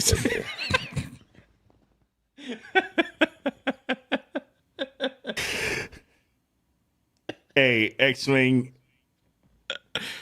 you got a lot of winners, okay? You got a lot of winners. You've had a lot of winning. This one, it's okay. It's okay. It's okay to have a moment. She's a dime. I'm just heartbroken. I don't know. I don't know what to do with you guys. I don't know what to say. I don't know. There's always next week.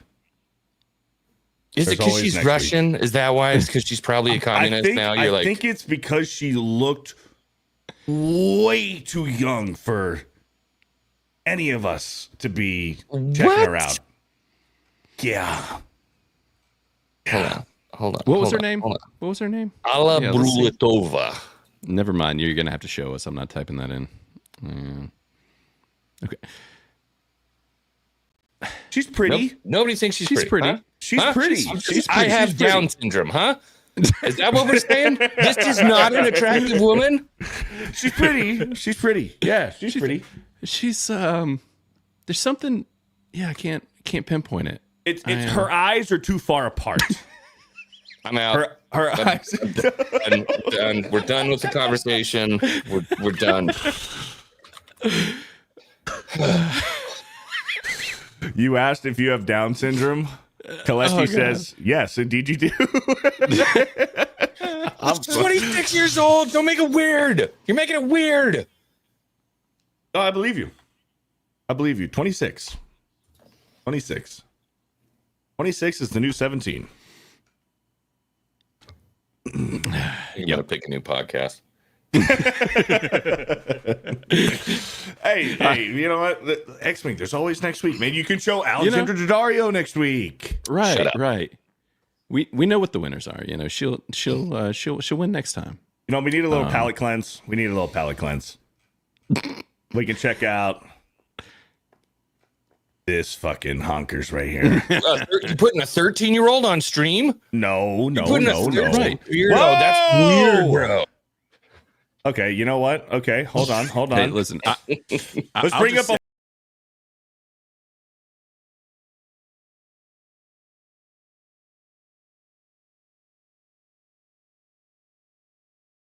Yeah. There you go. Now that I can abide by.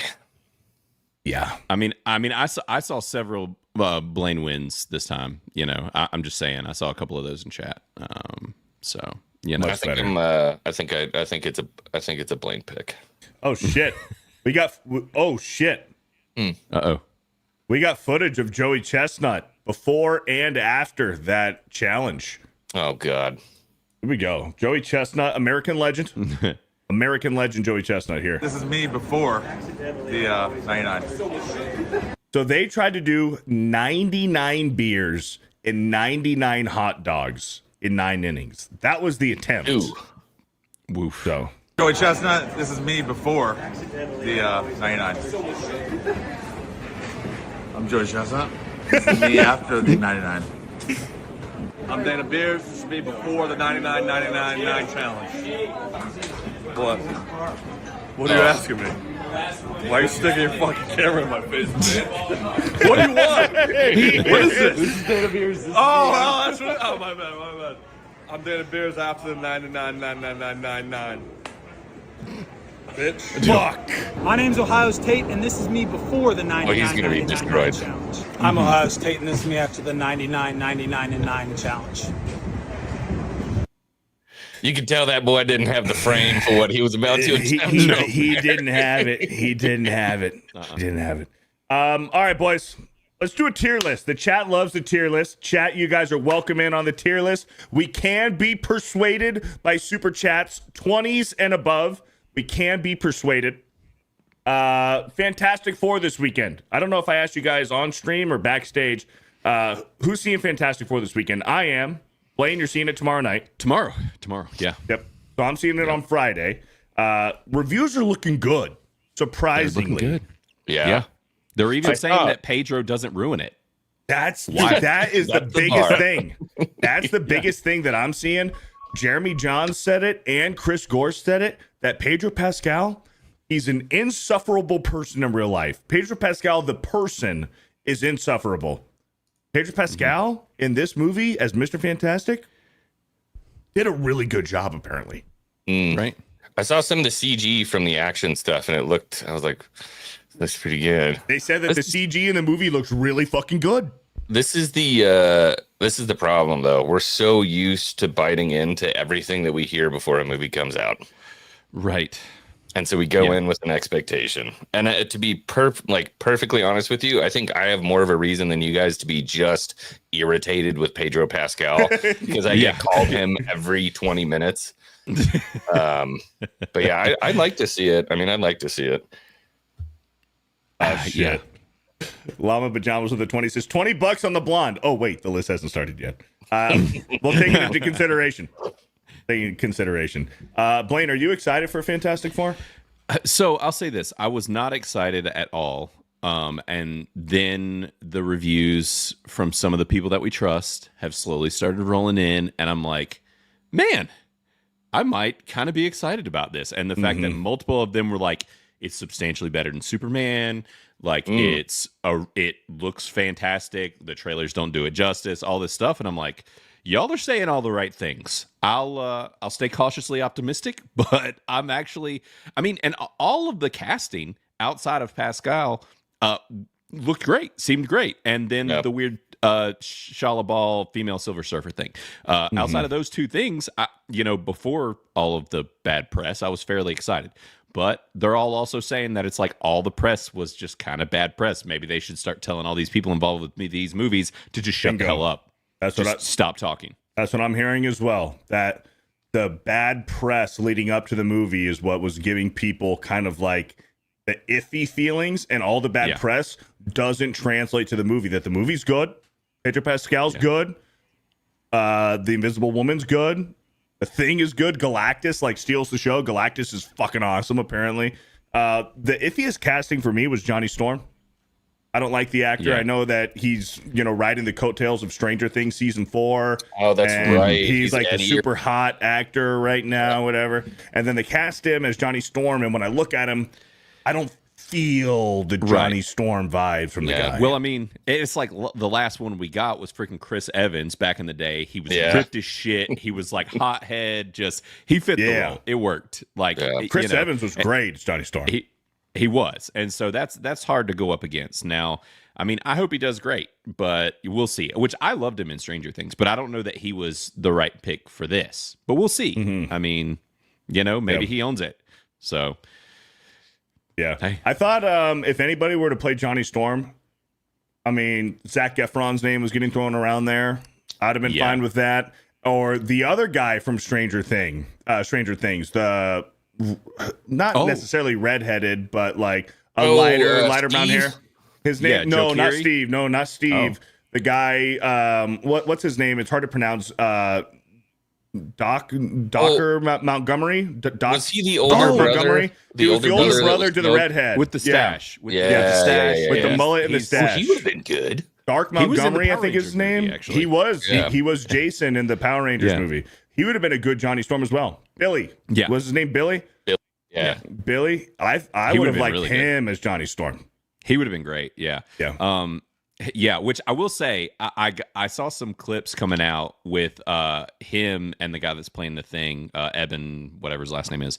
And actually, he seems to have a decent amount of personality. He was basically like fucking with everybody else during the interview and like making them laugh, and like it was showing a different side of personality to him, to where it was like someone said something semi-dirty during an interview and he's just like looking around at everybody like waiting to see, and he started messing with all of them. I'm like, okay, I kind of like this guy. This is a cool move, like where it's not the type of thing you see from a lot of these modern Hollywood people. So I was like, okay, made me like he was good in The Bear. I liked him in that show.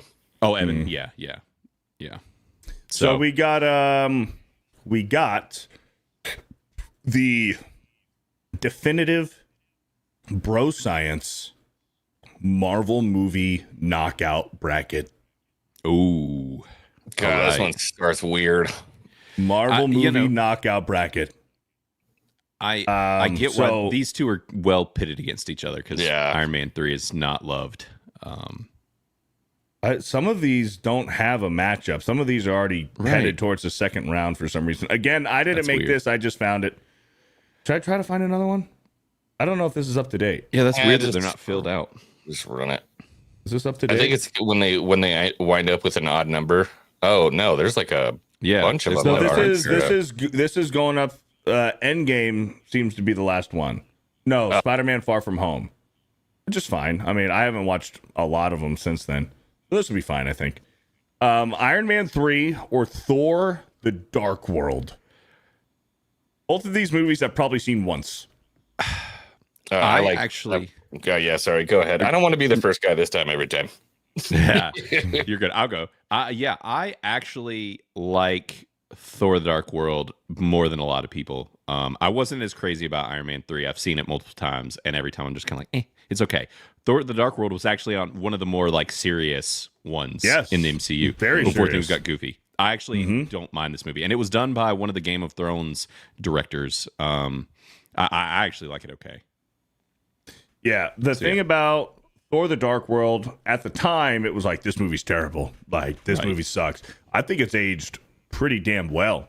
Agreed. After the past couple of years. I despised Iron Man 3. Couldn't fucking stand it. The whole idea of Mark 42, it comes to you in pieces. While all the other suits that he's got banked in his fucking archive, all of them come in one piece. Why does Mark 42 come into all these fucking bits? And then he does the whole mission where he flies out of the plane, saves all the fucking people falling out from the sky. The Iron Man suit gets hit by a bus and falls and crumbles into pieces. This is a fucking Iron Man suit. It shouldn't matter if somebody's in the suit or not to keep it together. Why is a fucking bus going to crush this Iron Man suit into pieces? That didn't make sense. Anyways, Tony Stark was dealing with the whole PTSD thing. I despised Iron Man 3. I'm probably going to go Thor: The Dark World. Yeah. I agree on both fronts, but I agree mostly that I wasn't as big of a fan of Dark World when it came out, but because of what has come after it, I appreciate it a lot more. Right.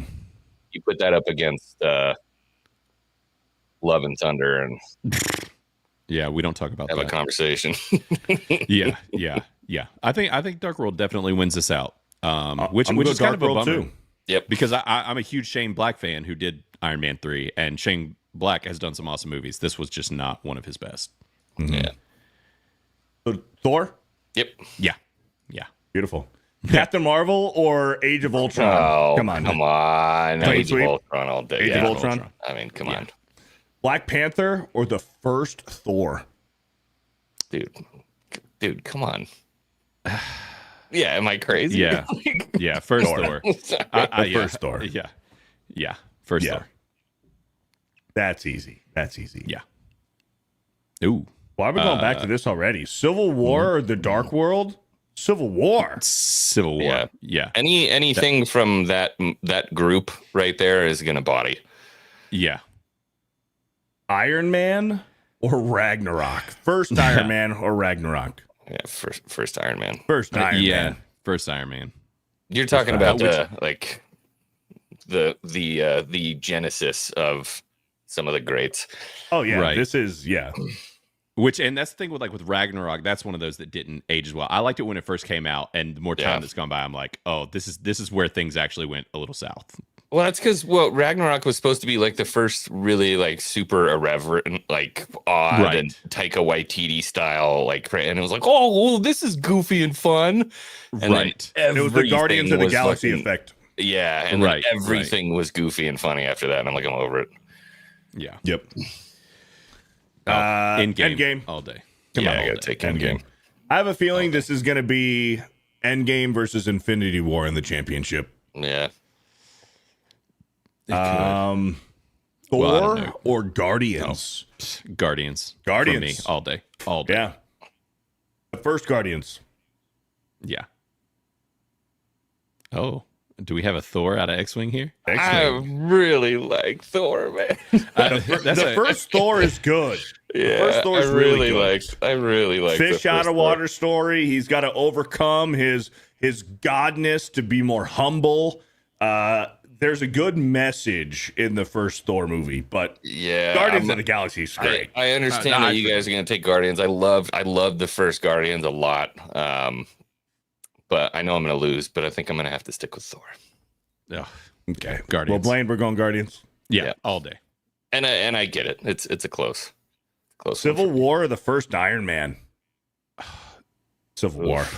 Civil War, for the fact that I think the first Iron Man is phenomenal, especially for the time, but it's aged well, but I think in comparison to how they just managed to up the ante so much, I think Civil War. Yeah, I will agree there. I mean, you got Tony versus Cap. Right. And wasn't that our Spider-Man introduction as Correct. well? Correct. Spider-Man and Black Panther introduction too. Yep. Endgame or Guardians of the Galaxy? This one's going to be tough for Blaine. I can already feel it.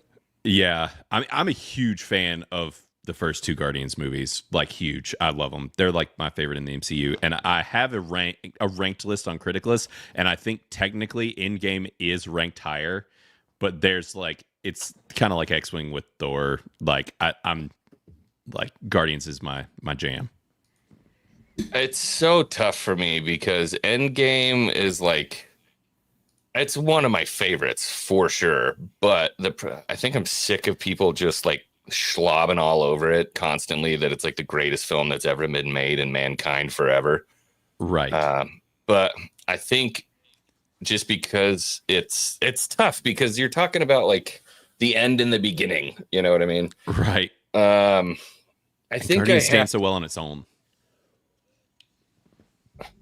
I don't know. Beardo, you go first. And then if it's a tiebreaker. Guardians is great for what it was in the beginning. It was kind of like a little fresh taste of something new, something different in the MCU. But Endgame, just the culmination of everything coming together, all the characters in the very end, Captain America picking up the hammer. Everyone's knocked out. Captain America standing against Thanos and his entire army. Cap didn't know that everyone was going to come back through the portals. Cap was willing to die on his fucking shield, fighting everybody because he was the only last one standing before everyone came through the portals. Endgame is good. It's not as good as Infinity War, in my opinion. Yeah. But Endgame is better than Guardians of the Galaxy. Plus, you got the Guardians of the Galaxy in Endgame. Yeah, Guardians. I was looking at my list. I have Guardians above Endgame, so I'm going to stick with that. Son of a bitch. Well, this one shouldn't be that tough. So Blaine's Guardians, I'm Endgame? Yeah. I think Guardians is a better film, but Endgame has like more to it, I guess. I hate to do it. I don't want to do it, but I'm gonna go Endgame. Attaboy. Good pick. I don't like it, but good pick. Yeah. Oh, Civil War or Endgame? Now this is tough. This one's easy for me. It's actually easy for me as well. I'm going Civil War on this. I'm going Civil War too. Really? Yeah. Okay, I'm going opposite. Or wait. Yes. I'm Civil War. I'm going Endgame. I think I'm going Endgame. Yeah. What? Yeah. Now, if there's a specific film, if this had been Winter Soldier, then we'll get there. Yeah, then Winter Soldier. We'll get there. But I'm not mad about Civil War winning. Like, I think it's phenomenal, but I think I'd still pick Endgame. I have it higher on my list. I'm still just resorting back to that. Fuck. Now I need to think. Hold on. Now I need to think. Son of a bitch. I worked really, really hard on my Criticalist list. And I hate when I have to think. Yeah, poor guy. You're going to have a headache after this. I'm sticking Civil War, man. We get all the superheroes battling it out. Yeah. Heroes against each other. Airports exploding. Spider-Man shows up. Ant-Man's the size of the Empire State Building. Did you know? Yeah, did you know? I did. Yes. And that's one of my favorite fan theories that I don't know if it's been retconned by the Russo brothers. because the Russo brothers have said that Captain America was always worthy of holding the hammer, and that he just pretended and faked in Age of Ultron to spare Thor's ego. I hate that. My favorite fan theory, which I guess used to be widely accepted until the Russos retconned it, the theory is that Cap, the reason why Cap wasn't worthy in Age of Ultron is because he knew Bucky killed Tony Stark's parents and was lying about it and didn't tell Tony or anybody else. That's why he wasn't worthy, because he knew Bucky did it and didn't tell Tony. That's why in that movie he wasn't able to hold the hammer. But after he told Tony in Civil War, he was worthy and he can hold it. That's my favorite theory. But I guess the Russo brothers retcon that. Right. Fuck, this is tough, because also in Civil War, now I'm picking the movie apart. In Civil War, Tony Stark, he contradicts himself from Captain America 2. Because in Iron Man 2. Because in Iron Man 2, he was anti-government. You'll never have this. This is mine. I'm saving the planet. The world is more at peace than ever. You're not getting the Iron Man suit. He told the government, he told the fucking senators, sorry, you ain't getting my fucking suit. And then in Civil War, he's like, Cap, we really need to fucking work with the government here. Right. We need to be checked. Like, he's contradicting himself. And as much as I love Civil War, I own the Civil War run, or at least some of the bits and pieces and things of that comic run, and was collecting back then. And it was so different from what the real Civil War comic run was that I was a little less crazy about this movie, because I was wanting but the MCU headed in a very different direction already at this point. But I think that's why this one sits a little lower for me as well, is that it was a pretty big deviation from where they went with the comics. Because it was about like demasking the superheroes in the comics. And a lot of it revolved around revealing like Spider-Man's identity and stuff. So Spider-Man. Yeah. Spider-Man, give me pictures of Spider-Man. Fuck. So Blaine, your endgame. Yep. I'm Civil War. I'm torn, bro. I'm so torn. I don't know.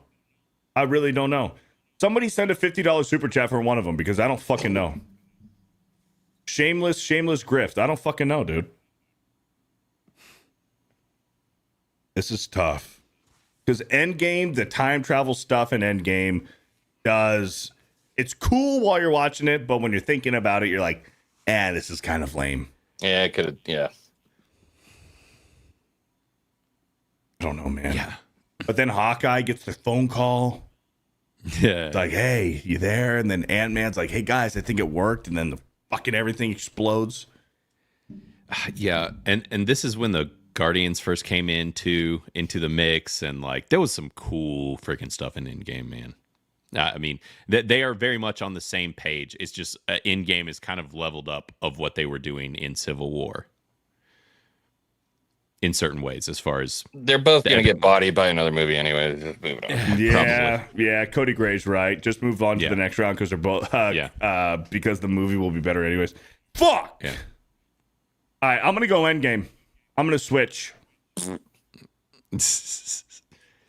gonna go Endgame. I'm gonna switch. All right, next round. Guardians 2 or Incredible Hulk? Ooh. Which Hulk is this? Is this Eric Bana or no? This is Ed Norton's Hulk. Ed Norton, yeah. Which I like that movie, but I really love Guardians 2. I know that movie gets hate. Every time I go back to it, I like it a little more. I go Guardians 2 just because it is actually my second favorite MCU film after going back and rewatching them all. I have a love for that movie. I know some people loathe it, but I am an absolute whore for Edward Norton. Dude, Hulk. I wish he would have stuck around. I love that film. Yeah, them getting rid of him and replacing him with whatever who we got. His name is. I don't even like to talk about him. We should have had Edward Norton. We were robbed. But which Eric Bana was a better Hulk as well. Yeah. Or I mean, Or wait, did I say Eric Bana? Yeah, Eric Bana. Yeah, Eric Bana. Eric Bana. Eric Bana. Yeah, he was great. That's one of the most comic booky movies ever. Is his Hulk great, and the game was great when they did that Hulk too. Oh, That game was incredible. The game. Yes. I love the game. That was one of the games that I rented multiple times at Blockbuster. Never bought it, but rented it like 5 times. Played the crap out of that game. Yeah. I'm gonna go Guardians 2. Heck yeah. So where are we at? I lost. Guardians 2. Okay. Yeah. Yep. BJ says Edward Norton is X-Wing's Pedro Pascal. Pretty much. I don't know that there's a movie that Edward Norton's in that I don't like. He's great. You know what? Have you ever seen Leaves of Grass, X-Wing? By the way, if you've never seen it, very underrated Edward Norton film. Leaves of Grass. Check it out. It's based off a classic novel. Very good stuff. One of my favorite Norton films is the sequel to Silence of the Lambs, Red Dragon. Oh yeah. Well, I never saw it. Yeah. Phenomenal. It's good. Really phenomenal. Good. Yeah, Red Dragon. Is it a prequel or a sequel to Silence of the Lambs? I thought it was a prequel. It might be a prequel. It might be a prequel to Silence of the Lambs. But Red Dragon's great. Yeah, it is. Those movies are awesome. Primal Fear is like my favorite Edward Norton movie ever. American More than History Fight Club? X. Yeah, but Fight Club, guys. Fight Club. Yeah. It's Like- those two are like right next to each other for me. Primal Fear was just so good because of the performance that Norton put on. It was life-changing. He's always great. Spider-Man Far From Home or Iron Man 2. Both This is pretty easy for mid me. films. Pretty mid, both of them, to be honest. If we're being honest, they're both mid. Oh yeah. But I'm going to go Iron really Man 2. Really? Oh. Okay. Yeah, I'm going Iron Man 2. Okay. I did I'm not going like Far From Home. I like it because I love Jake Gyllenhaal. I personally, outside of movies, whatever, but him in movies, I like him. I thought he was what they did with Mysterio was fairly cool, different. I really don't like Iron Man 2. It's like near the end of my list. So yeah. For me personally, I liked the third act of Spider-Man Far From Home, but Mickey Rourke is the villain. And they want my bird. My bird. I want my I bird. want my bird. I think I gotta stick with Iron Man 2. Yeah. And Man, you get that Scar fucking Joe. back to back with the freaking with War Machine. It's just cool, man. Yeah, back to back. Yeah. And Scar Joe, maybe the hottest she's ever been in the MCU. Yeah. Mm-hmm. Yep. That is Iron very Man 2. Spider-Man 1, Homecoming, or Ant-Man and the Wasp. Fuck. I never saw Ant-Man and the Wasp. That's how Really? disinterested Good. I was in that. Good. Yeah. I'm kind of Homecoming's cool. I would pick Homecoming, but I didn't hate Ant-Man and the Wasp, but Homecoming. Yeah. Spider-Man Homecoming. Michael So, Keaton. yeah, I mean, I feel like I would Yeah. pick Homecoming anyways, but without even having seen Ant-Man and the Wasp, I still think I would pick Homecoming. Yeah, Ant-Man and the Wasp is a big miss. Now, here's Yeah. the tough one, though, because the first Ant-Man is actually pretty good. It is. The first one's good, and Doctor Strange, which is also really good. Doctor Strange is great. Yeah, I'm a big fan of the first Doctor Strange. Dormammu at the end. Yeah. But totally underutilized, though. They should have saved Dormammu, for sure. They should have. But yeah, that Doctor Strange movie is fantastic. Even though I like that first Ant-Man movie. Yeah. Granted, I would have loved to have seen the Edgar Wright Ant-Man movie that Marvel fucking torpedoed before it ever. He was supposed to do that movie. Interesting. Wait, with Paul Rudd? Yes. Whoa. Yeah, and they canned it because they were not getting along, I guess, and so it didn't happen, and we didn't get an Edgar Wright Ant-Man movie, so it always has made me mad. Interesting. Yeah. Interesting. So we all agree on Doctor Strange then? Yeah, I'm going Strange. Yep. Okay. Infinity War or Guardians 2? Come on. I'm going in. This is a sweep. Yeah, Infinity War. Infinity War might be the best MCU movie ever made. Yeah, I think it is. Avengers. Iron Man 2 or Avengers? Yeah. Come on. The first Avengers movie. Yeah. Yeah. Winter Soldier. Or Winter Soldier. Winter Soldier all day. Yeah. Winter Soldier might not be the best MCU movie ever. It might be. Look at Scarjo I in the know. back, I know. I just said that Infinity War might be the best MCU movie ever made. I might have to retract that and take that back. Winter Soldier might be the best one. That was when I started. I think that's when I started taking Marvel seriously. After I saw Winter Soldier, I was like, "Oh shit!" This was a very serious movie. Yeah. Well, another movie that wasn't like ruined by inappropriate comedic moments. Yeah. It took itself very seriously. Everyone knows that also scene, the dude. action. Yeah, when they're in the street and they start having that fight and Bucky's dropping the knife and they're going at it and I'm like, this is awesome. Yep. Give me more of this, man. That's where the Russos, that's why they got Infinity War and Endgame and all these movies. Like, that's why they made the MCU. And what's crazy is they picked those guys up after doing some fucking paintball episodes on Community. That's what's crazy to me. That's weird. They hadn't done hardly shit. And they did some cool paintball episodes on Community. Freaking wild. But the scene with Nick Fury in the car when they bring out the fucking battering ram and they're trying to get into his car and he's just like hopeless, like how the fuck do I get out of this? Like, that was intense. I love Winter Soldier. Yeah. Real quick, let's put we're behind on super chats a little bit, so let me minimize this. And let's get some super chats real quick. High Tide with the 9 months says Shia movies are a pillar of Bro Island. So will there be a live reenactment of his movie Holes? If so, Beardo should play Zero because he can't read. That's awesome. Did you guys read Holes? Was that like part of your? Yeah. I read Holes. Yeah, I read Holes. I also had to read Hoot. Hoot, the about one the about owls. Yeah, about the owls. Yeah. No, I just, every time I think about that movie, I think about the song that they made for the Holes movie. Y'all remember it? It was like, and it was like Shia LaBeouf and all of them. Yes. And it was like at the end of the movie. Oh, so good. Good stuff, man. Yeah, they did a good job too. I remember like adapting it from the book. It didn't feel like all that super crazy different. Mm-hmm. High Tide, who's my editor. We now have, I'm taking applications. So if anybody's interested in being my new editor. Why did he let you down? What did he do? He just said I can't read. You can't.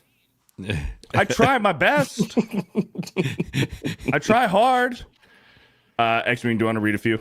Oh, you know what's weird too is seeing a Zero now. He works for like, it's not G4, but he like works for the gaming companies now. And he does these like, he'll do these pressers and stuff for gaming companies. It's like, it's odd. I only ever seen a Zero. You want to read a few, Xwing? I'll be right back. Cheryl Gopan 42 says, hello, Blaine. Didn't mean to leave you out before. Hey, Cheryl. Always taking care of the bro scientist. I know it. Much appreciated. I don't know where he left me off. I got to get up. Darth Gabble with a 5 says, angry gambler and angry drunk are two sides of the same coin. 100%. Absolutely. I've seen some bad ones here in Reno, dude. Dill Pickle 007. What a name. Is that Trump with a grizzly bear? It is. That's awesome. Dill Pickle 007 for 199 says, Beardo just used disclaimer, not financial advice. Can you imagine just having to hand out a card every time somebody asks you for a sports pick? By the way, this is not financial advice. Warbear for 2 says, Beardo, were you the cub or the bear? I'm going to go ahead and say little spoon for sure. Kalechi, okay. I can never say it right. Kalechi, okay. Phil Wickham, This Is Our God is the name of the song. Yep. Magnum Norse for 5 says it's a lot easier to fake autism when you're retarded. I don't know that I don't think Seth's autistic. I think he's just, what do you call it? A little slow. A little slow. Yeah, maybe a little and maybe not. I don't know. I've never gotten to talk to him, so he could be an absolute genius. You never know. Magnum Norse for 2 again. I'm not going to reach that. Mad Frog for a 199 says, nah, he's painting the corners. What do you? Oh, yeah, you talking about the strikes? He was painting the corners of the fucking batter's box, maybe. Yeah. Mad Frog for another 499 says we should have robots. Remember Galarraga's perfect game that was ruined on the last call? Well, so somebody in the chat said they're gonna have challenges next year. Huh? I don't know if there's any truth to that, but if somebody said that in the chat, see if you can elaborate for us a little bit more, because I did see that in passing, but we didn't get the chance to really stop and talk about it. There we go. I'm back. I saw it. What? I saw it. Galarraga's. Yeah, his perfect game that was ruined on the last call. Yeah, have you guys know about that? No. Oh boy. So Galarraga for the Detroit Tigers was throwing a perfect game. There was an infield hit. I believed it was in between first and second. Miguel Cabrera was playing first base. He slid over to field the ball. Galarraga, the pitcher, went to go cover first. He beat the runner by a full step. It wasn't even close. The tag on first base was made clear by a whole step, and the first base umpire called him safe. Ha. Unreviewable. You can't do it. Although the replay shows that the guy was out, the first plate umpire called him safe, and that's it. Perfect game over. Wow. You can't do it. And there is a whole movement, several petitions have been made that the MLB should restore that and fix it and give him the perfect game, give the Tigers the win and stuff. But here's the thing. Even if they were to do that, you can't capture the moment. Like he's not going to get that celebration on the field. No, you took the game away. Yeah, you took the game away from him. But even if you were to restore it and give him the perfect game, you can't mimic. You can't give him that experience of celebrating on the field, his teammates tackling him, ripping his jersey off, throwing his jersey into the crowd, fucking lifting him up on your shoulders. Like, you can't give that back to him. Even if you put it in the record books, it's done, man. It's destroyed. But Galarraga did pitch a perfect game, and that umpire did rob him of that. And then following that in that series the next day, because to start off a baseball game, the managers have to meet the umpire before the game and hand in the lineup. Yeah. The Tigers, instead of sending out the manager, they sent out Galarraga. Oh, nice. To the umpire. And the umpire knew it. He was crying, bawling his eyes out, apologizing to the guy. Like, I got it wrong. Like, the umpire was fucking bawling when Galarraga went out there to fucking give him the lineup. Yeah. He knew he fucked up. Yeah. You gotta feel like shit after that. Yep. But yeah, Galarraga, that's a tragedy. That was a tragedy. We got all the super chats leading up to that. Yeah. Perfect. Thank you, Xwing. I appreciate that. All right, let's get back to this. Get back to the tier list here. So now we got Doctor Strange or Captain America: The First Avenger. I can't move away from my boy Cap. Right. Yeah, that's tough, man. Yeah. God, and that Cap movie, it's gotten better with age too, man. I just like love it more and more. Yeah. I mean, I think I technically have Doctor Strange higher on my list, but I could easily say Cap if both of you guys went that direction.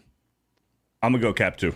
Yeah, I'm going Cap. Doctor Strange is really freaking cool, but it's Captain America. Right. Yeah. Captain America.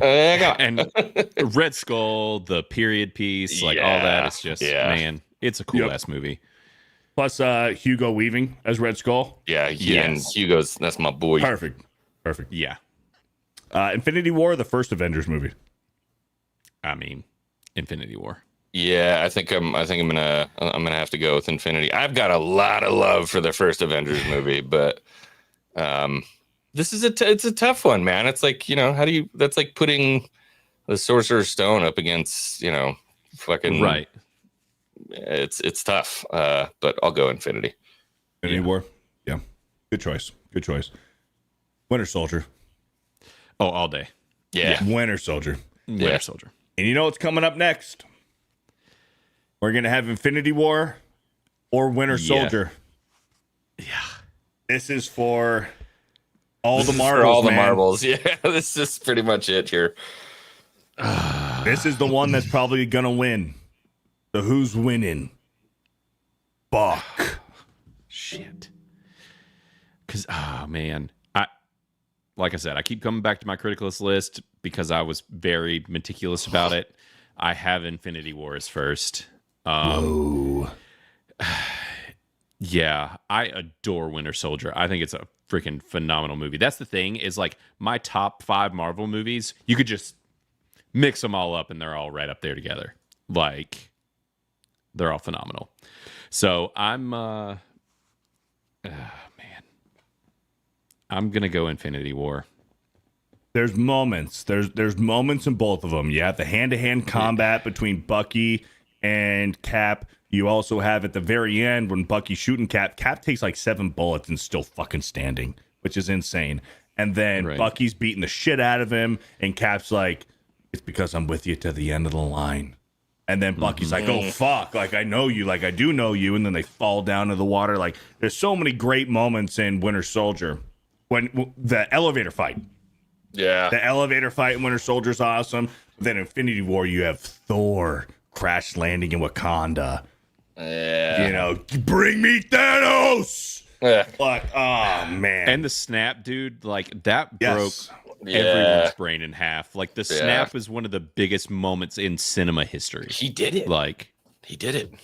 He did do it, dude. It did. Like people needed fucking therapy after Infinity War. Yeah, I'm gonna have to go with Infinity War. Yeah. Same. It was just such. You're right. It was such a monumental moment. I think that I like the Winter Soldier more as a film. I like what Infinity War does for the universe more as a whole. Right. Infinity War, I agree. Now we got Infinity War Endgame. That's a damn shame seeing that movie go. I know. Yeah. It was like when you guys voted out Rhea Ripley. Yeah, that was a Rhea Ripley-ish moment right there. It was. Yeah. It was. Infinity War over Endgame. Yes. I would agree. Yeah. Yeah. Yep.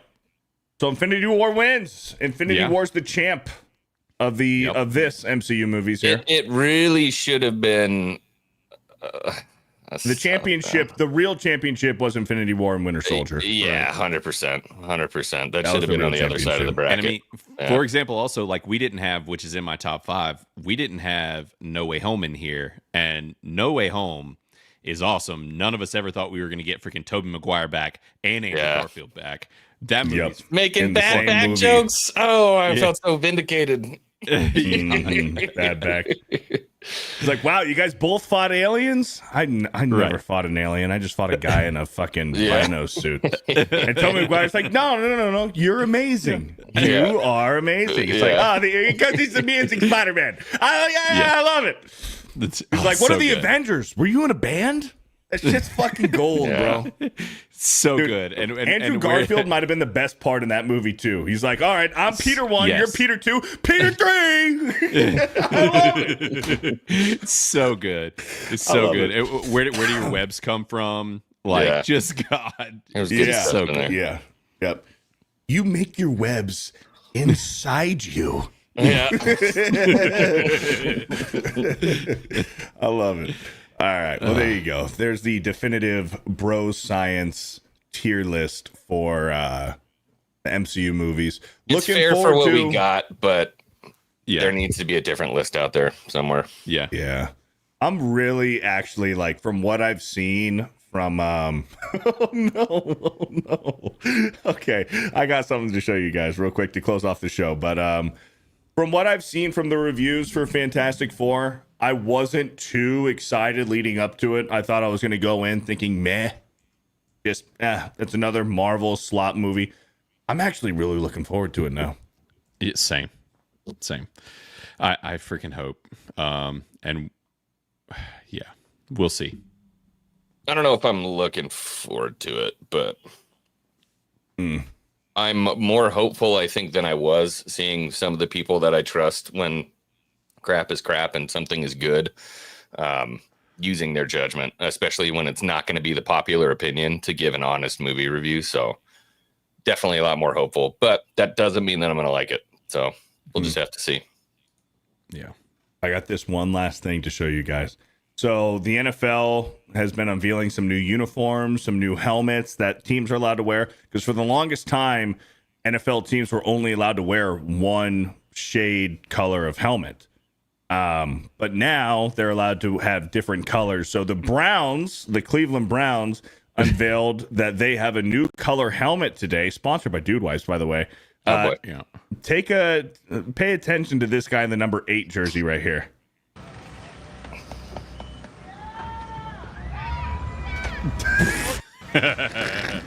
He's got like a $700 camera in his hands. Yeah. Oh, my God. That's such a Browns thing to do, dude. Only the Cleveland Browns are gonna have a blow up balloon Browns helmet for this social media reveal. And what does their photographer do? Fucking takes a splash. Fumbles. Yeesh. I love it. All right, let's power through some of these super chats and we'll call it a day, huh? Yep. Rachel Hill with the 2. By the way, love the thumbnail. Trust the bro science. Thank you, Rachel Hill. Let's go. Shout out to Punch McLightning for the artwork. Titty Smacker with a $5. Agreed, as a Yankees fan, I miss Girardi. Have you seen the Aaron Boone not too late ejection? The lip read is hilarious. I don't know if I've seen the specific one you're talking about. Maybe. I don't know. Thank you, Titty Smacker. What were you laughing at next week? Titty Smacker. Titty Smacker. An awesome name. Mad Frog with a 5. Favorite play in baseball: charging the mound, catcher collisions at home plate, benches clearing brawl, or a third baseman pitching in the 14th inning. Favorite play? I got to go charging the mound. It's always charging the mound, dude. Yeah, charging the mound is great. Yeah. 2 men enter until 30 other dudes enter. My favorite one is Nolan Ryan and Robin Ventura. Robin Ventura, he's like a rookie or his second year in the league versus a 45-year-old Nolan Ryan. And he pitches in. He doesn't even hit him, I don't think. He just pitches in. Robin Ventura fucking charges the mound. And Nolan Ryan throws him in a headlock and beats the shit out of him. Have you guys seen this? No. No? Oh, my gosh. This is one of the most legendary, no joke. It's got 8 million views on YouTube. The most legendary. Yeah. This is the most legendary charging the mound ever. This is like 45-year-old Nolan Ryan. You guys know who Nolan Ryan is, right? Oh, yeah. The greatest pitcher ever in baseball. We will never have another Nolan Ryan. The best pitcher ever. Versus Robin Ventura. He might have been a rookie for the White Sox. Check this out. Here's Ventura, RBI single in the first. Watch he does out. hit him. Oh, yeah, he does. Here, hold on. He does hit him. Here's Ventura, RBI single in the first. Watch out. Oh, yeah. Right in the shoulder blade. Dude, hold on. He immediately regretted it. Yeah. You can see Robin Ventura, he goes out there, immediately regrets it, but it's like, fuck. Yeah, he just goes down a couple steps. He's like, I'm already here. Like, oh, God. Yeah. I'm already here. Am I really trying to fight Nolan fucking Ryan right now? Yeah, there's no way you come out on top in that situation. Because at this point, Nolan Ryan was already a Hall of Famer, still playing. Like, this guy is a fucking living, breathing legend. And this guy, Robin Ventura, is like, fuck. Yeah. I'm about to fight Nolan Ryan. He also saw Nolan Ryan didn't budge an inch. She's like, okay. Yeah. Yep. In the first, watch out. Look at this.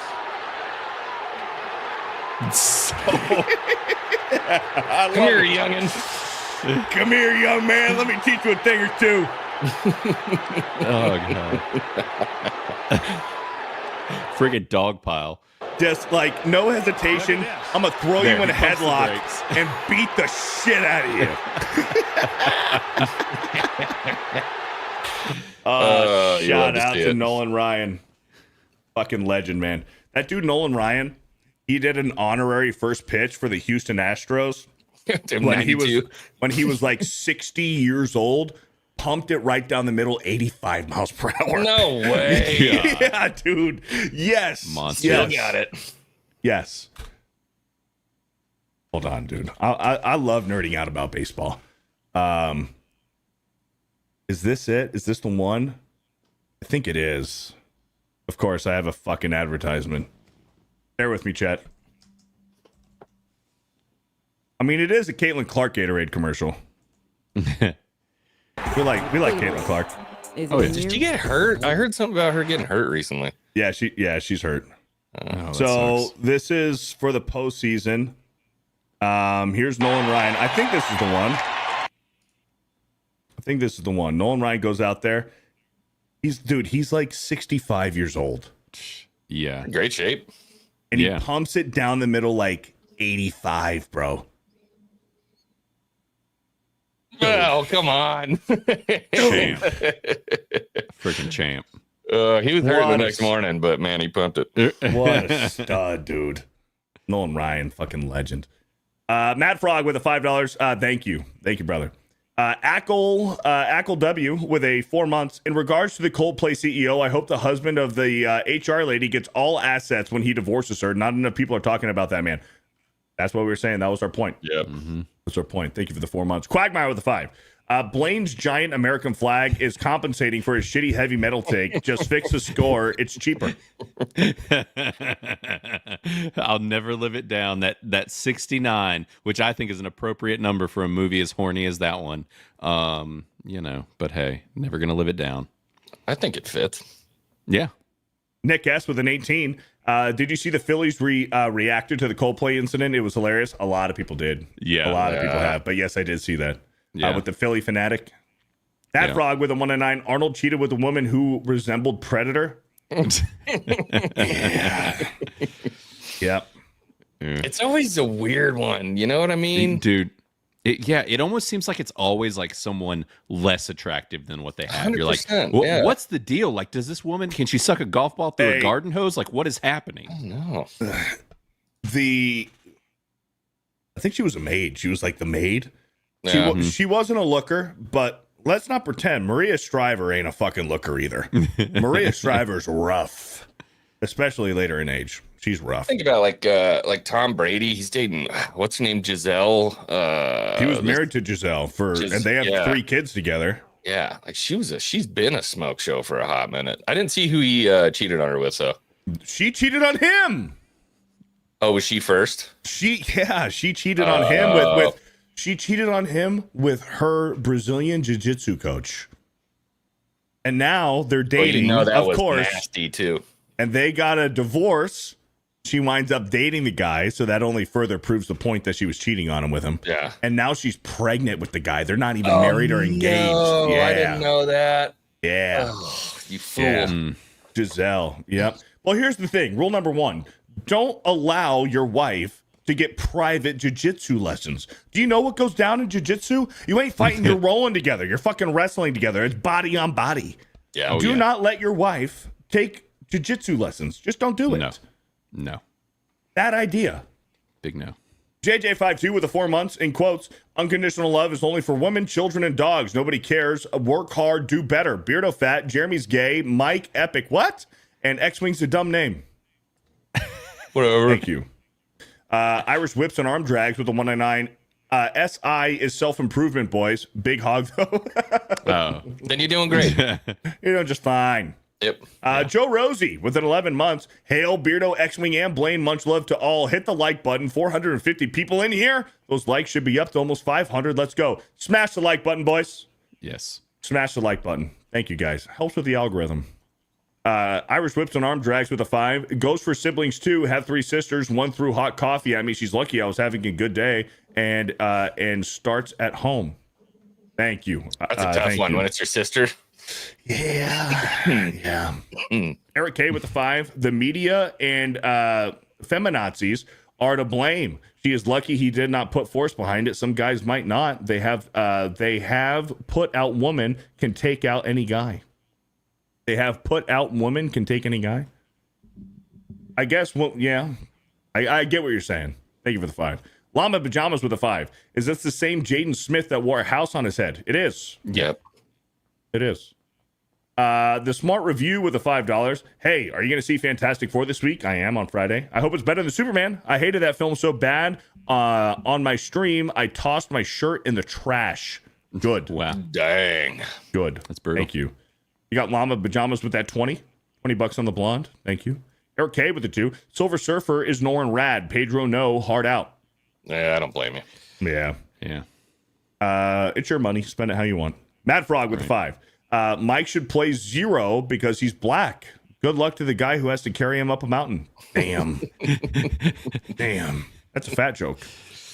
Night Saber with the 7 months. George St. Pierre did the fight choreography for Captain America Winter Soldier. Really? Chris Evans got actual training. 10 out of 10. He fought George St. Pierre. Man, on the GSP boat. gets too much hate. I'm sorry. I like GSP. Yeah. Corn Pop with a 199. Say my name because Weirdo can't. Corn Pop. Corn Pop. Corn Pop's a bad dude, man. Matt Frog with the 199. My brother was at Roy Halladay's playoff no-hitter. That's awesome, man. That's awesome. Rest in peace to Roy Halladay. Rest in peace. Eric K with the 2. Haley frickin' Atwell. Enough said.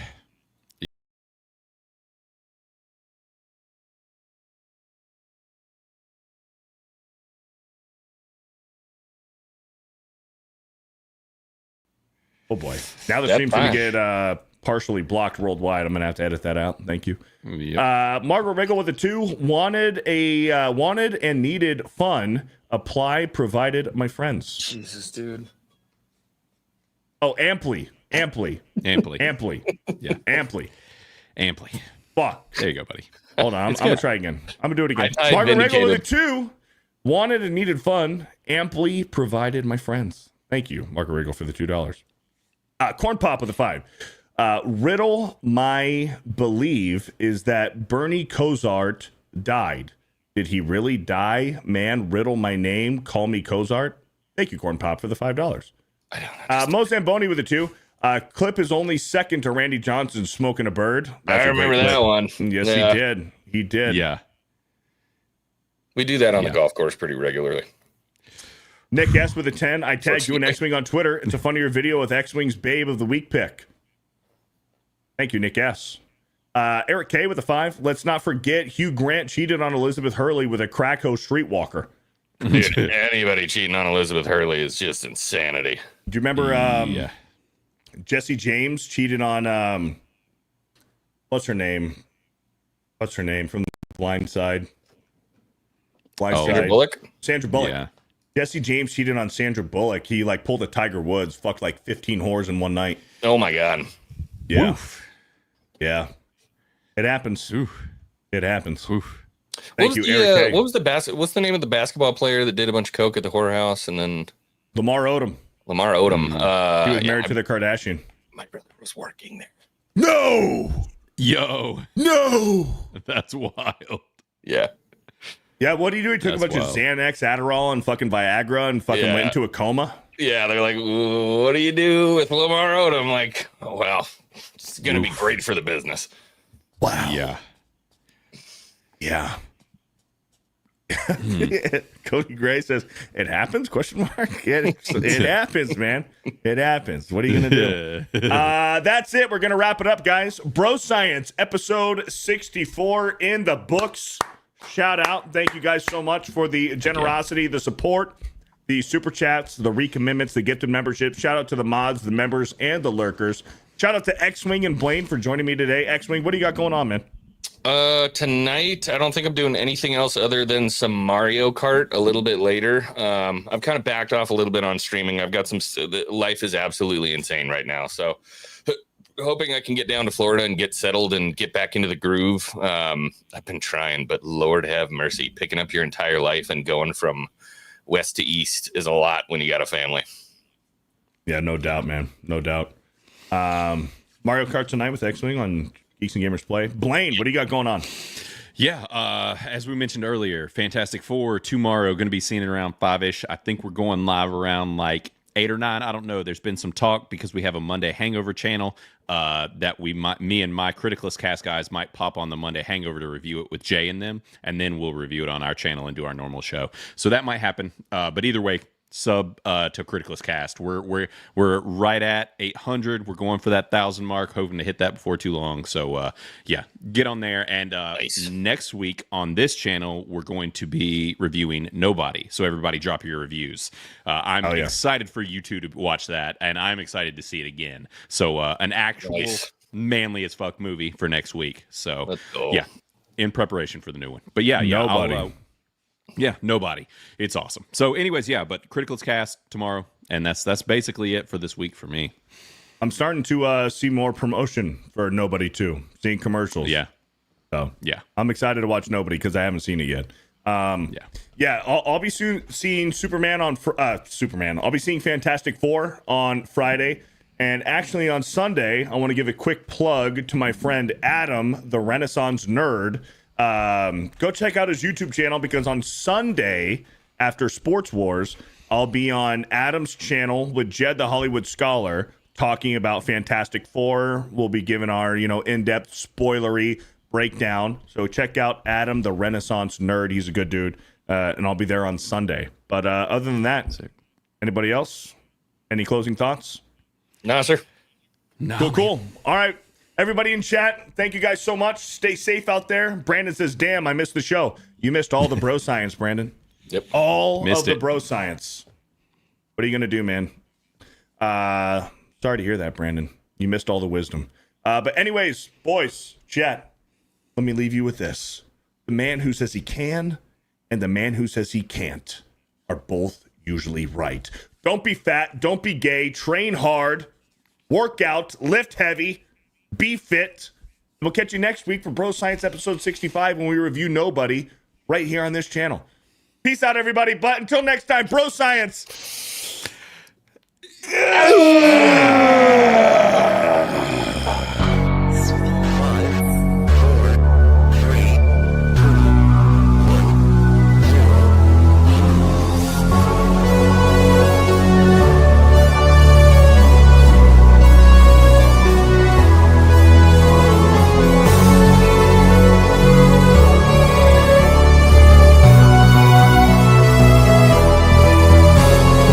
Dylan, you son of a